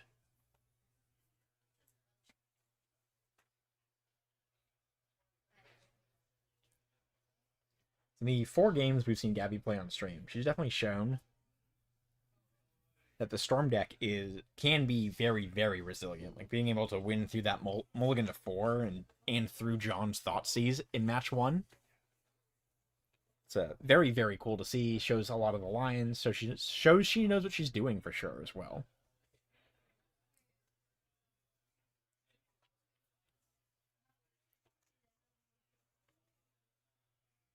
There's a basic mountain, but no second land, going down to 5. Gabby really looking for 2 lands in her hands. Which makes sense. I agree with that approach. So many of the action spells in the deck cost 2. You have your Row, your Medallions, your Ren's Resolve, Reckless Impulses, your Rituals, your Manamorphose. Like, the deck is just mostly 2-drops. Few exceptions, but large majority is right there at 2.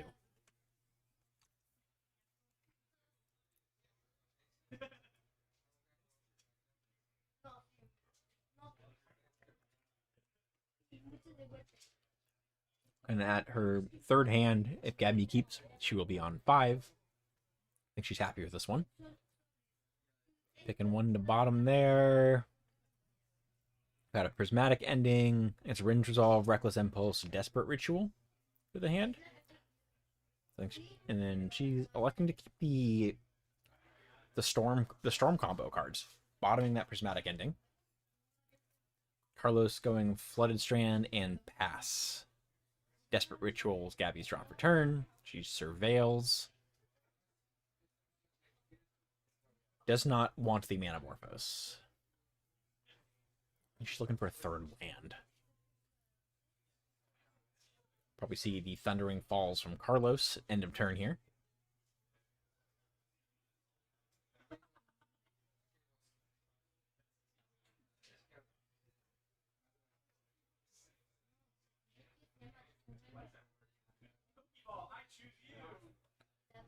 We'll see what Carlos is looking for there. We still haven't gotten the full glimpse at his hand.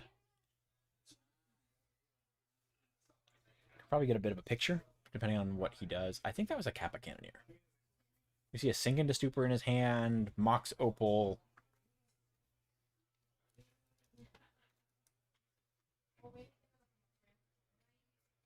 There's a Pinnacle Emissary. The red card could be a Galvanic Blast.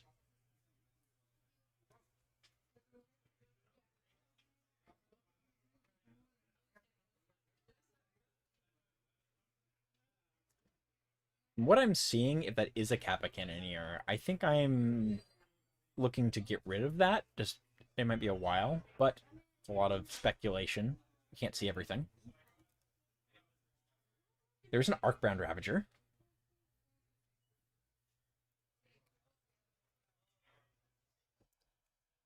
Tapped Steam Vents. Sending it back to Gabby. Scalding Tarn, back over to Carlos. Whole bunch of surveillance going on. Mishra's Baubles, big draw for Carlos. It's going to let him leverage that Pinnacle Emissary in hand further, turn on that Mox Opal, potentially cast that Kappa Cannoneer. There's a Warped Pinnacle Emissary starting us off.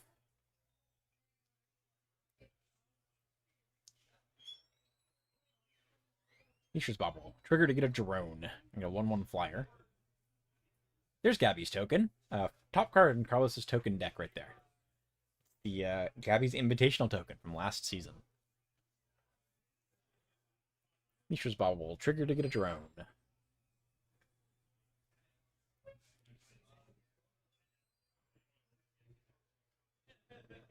Oh, big pocket dice.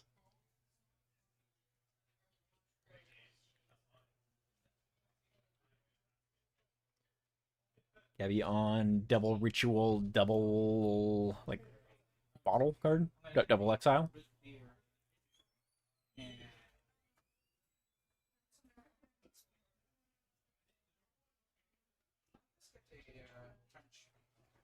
Carlos does have a Kappa cannon here. Carlos playing the Sanguinus Scooper is a land. Soporific Springs taking 3 damage. Improvise the Pinnacle Emissary, 2 drones, Bauble, and Opal. Cast the Kappa, get a trigger for a drone. Kappa triggers itself. I'm playing a Salvage Titan. I'm going to sacrifice the 3 drones. Get that 6/4. Card you don't usually see in these affinity lists. Super cool to see here.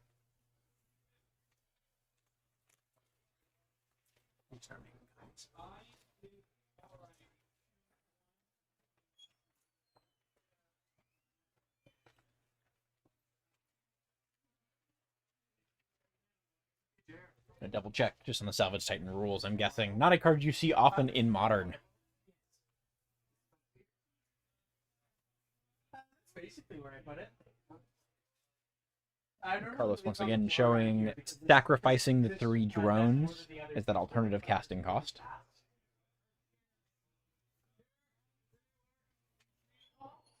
Oh, stream call. Oh, I was gonna start making copies of the. I was gonna start making copies of the. Let's start. Okay, Judge Jer was over here. We do have a judge call on the stream. I think we're looking for Salvage Titan rules text, is my guess.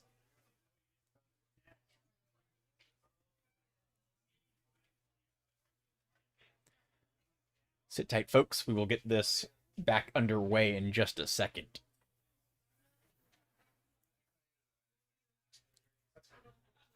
And we had Salvage Titan see some play in, I believe it was the Oops All spells. It was used in one of the combo decks that was seeing play in Modern for a while. There we go. Salvage Titan rules text. Sacrificing the 3 drones to play the Titan to get another drone off the Salvage Titan cast. Both of those put a counter on the Kappa Cannoneer. Pinnacle Emissary into Warp, and Gabby's going to fetch on Carlos's instep. Not a bad turn for Carlos. Generate 7, 13, 14 power on the board. Sacrifice another 3 at one point. It's kind of what this Affinity deck does at this point. You play the Kappa Cannoneer and just explode out with that Pinnacle Emissary. Went from 2 lands in play when he untapped to this board state. Gabby's going to Surveil. She's got 2 rituals and 2 of the exile effects. One Reckless Impulse, 1 Ren's Resolve.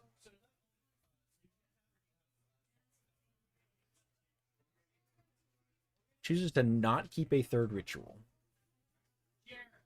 Untap and draw.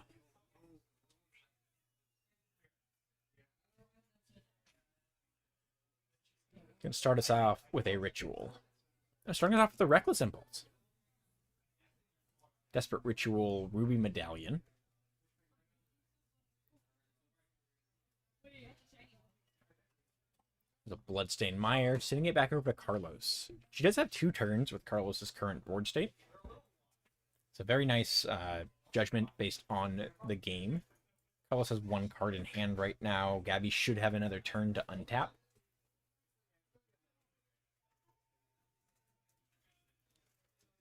Carlos going to cast that Pinnacle Emissary from exile. Works as a pseudo pump spell. Get to grow that Kappa Cannoneer up to an 8/8. I think Carlos actually has lethal here. He drew that Galvanic Blast. So got an 8/8 Kappa, the 6/4 Salvage Titan, and 1 drone. Getting in for 15 right now. And then an additional 4 damage off the blast. For exactly 19 damage. Yep. definitely stand by Gabby's approach there to sort of accumulate your resources. With that Ruby Medallion gave her a way bigger chance to go off, but just unfortunately your opponent has it sometimes. Well played by Carlos. Great use of his resources.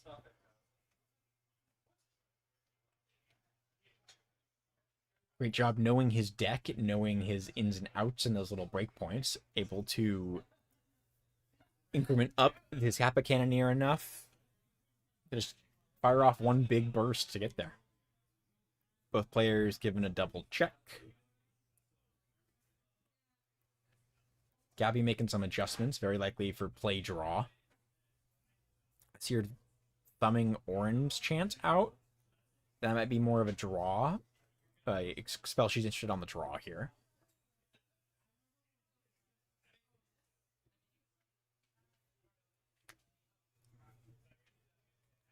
See, Orange Chant and one other spell. I wasn't able to see what that one was, though. This will do it for Swiss. This is going to be our final game. This is round 5, once again. Very, very likely the winner here gets into top 8. So a lot on the line for these two.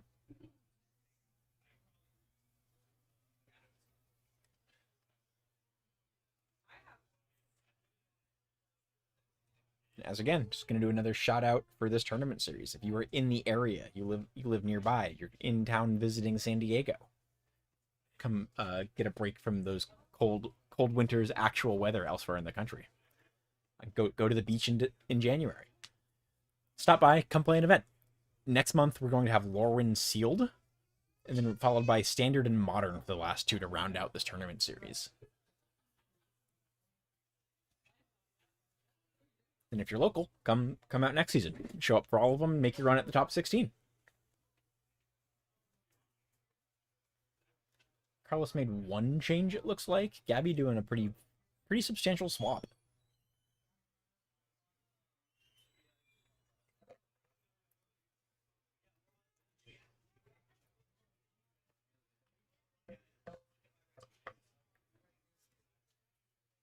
I think she cut those Orm's Chants. Probably more of a spell she's interested in on the draw to buy some time when she's potentially behind. On the play, my guess is she's looking to be more aggressive and combo off, do her game plan.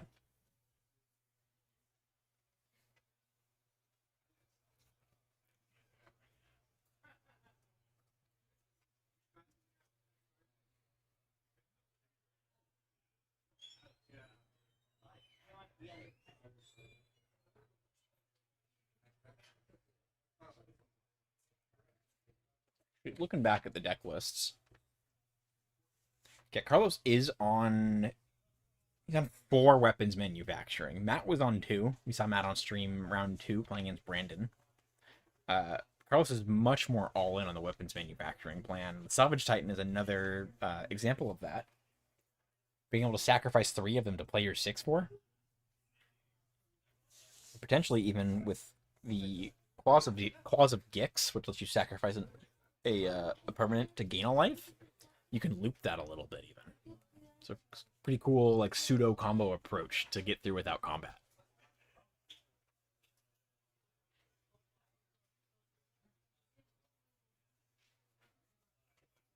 Gabby presenting her deck. She will be on the play for round 3 here.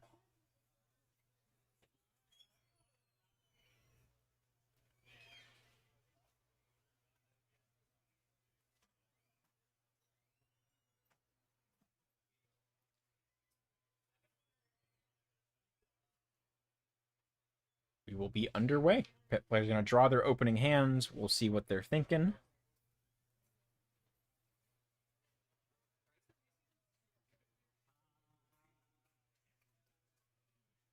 Gabby's looking at Ral, Desperate Ritual, Pyretic Rituals, Ruby Medallion. It's a 1-lander for her, unfortunately. Most likely going back. 6/2 drops in 1 land is a rough spot to be.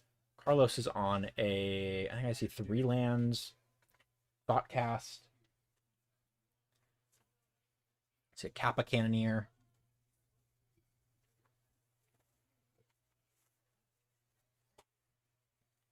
Both players shipping them back.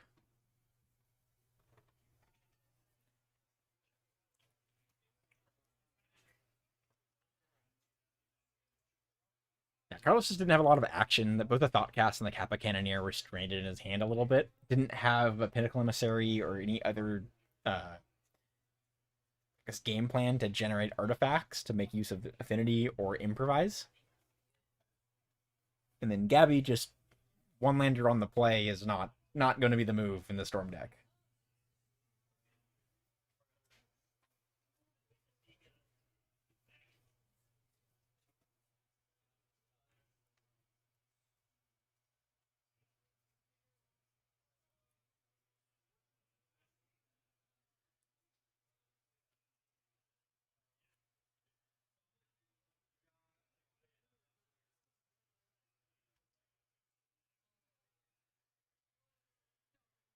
There we go. Drawing our second hands. Both players mulligan down to 6 here.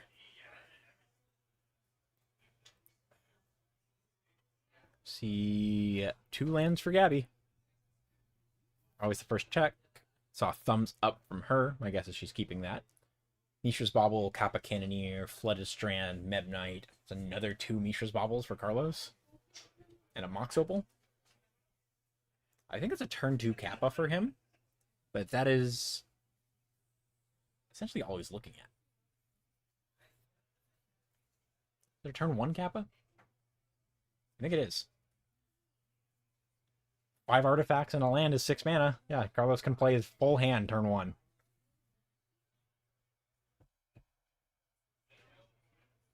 Wait, no, he mulliganed.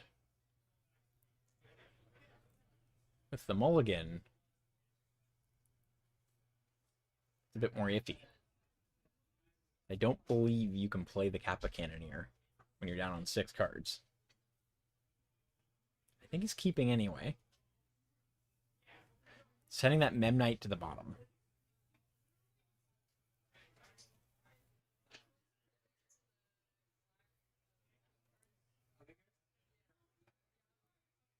Drawing a land or another artifact does give Carlos a turn 2 Kappa Cannoneer. And then 3 Mishra's Baubles to refill by turn 4, which could not... Like, there's a chance that's too slow in this matchup.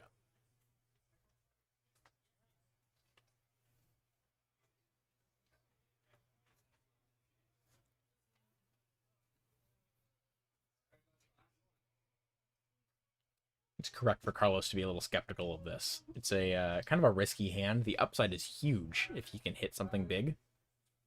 Like if he can surveil into a Pinnacle Emissary, that is a incredibly explosive hand.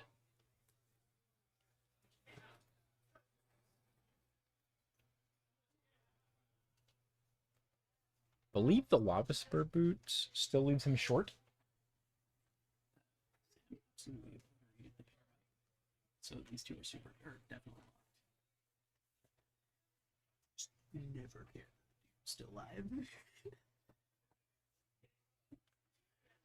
Hey, Carlos stopping to think about what he's got going on here. The Lava Spur Boots aid with a turn 2 Kappa without anything else, but don't help with the turn 1 or really providing anything else for him now.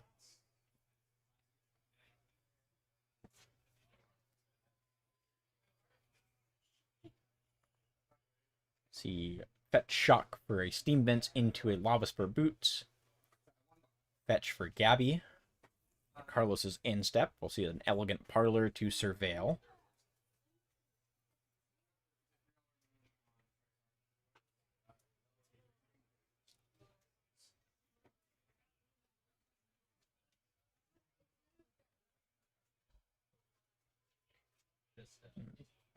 Cut from Carlos. See what Gabby's thinking about that.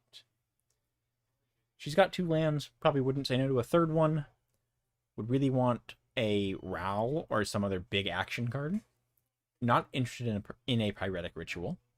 The Gemstone Caverns. Drop return.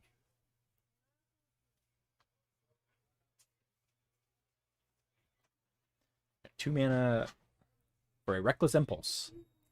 Exile 2 cards, able to cast them next turn. Heroes Hangout, Ruby Medallion. Very nice hits. Let's Gabby play the Ruby Medallion and then start to chain off some rituals and some card draw spells if she wants.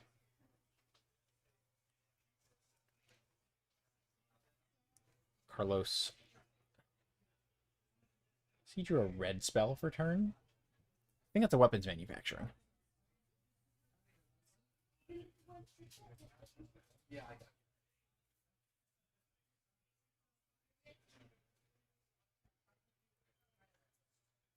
See what he chooses to do. He has the option to go Bauble, Opal, weapons manufacturing, and then spit out some more artifacts when he starts making those munitions tokens. Yes, that is a weapons manufacturing.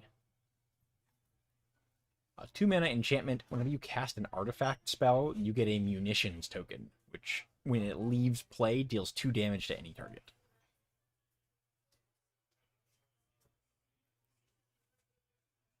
Play 2 Mishra's Baubles, get 2 munitions tokens. It doesn't do anything for him right now. They are fuel to improvise for the Kappa Cannoneer. You can sacrifice them for the Salvage Titan. The Claws of Gix is in the deck to sort of combo here. Pay a mana, sacrifice the munitions token, deal 2 damage. Gabby's looking to combo off right now. 2 mana, play the Ruby Medallion. Storm count 1.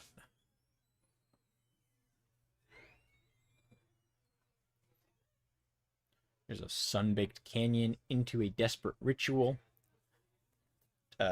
Get pinged for 1 from her land. Go up to 3 mana. Taking up the storm counts.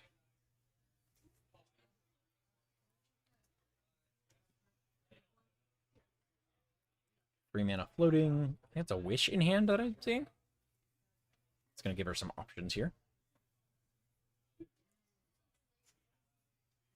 Double checking life totals here. Maybe checking to see if there's open mana. Spend a red.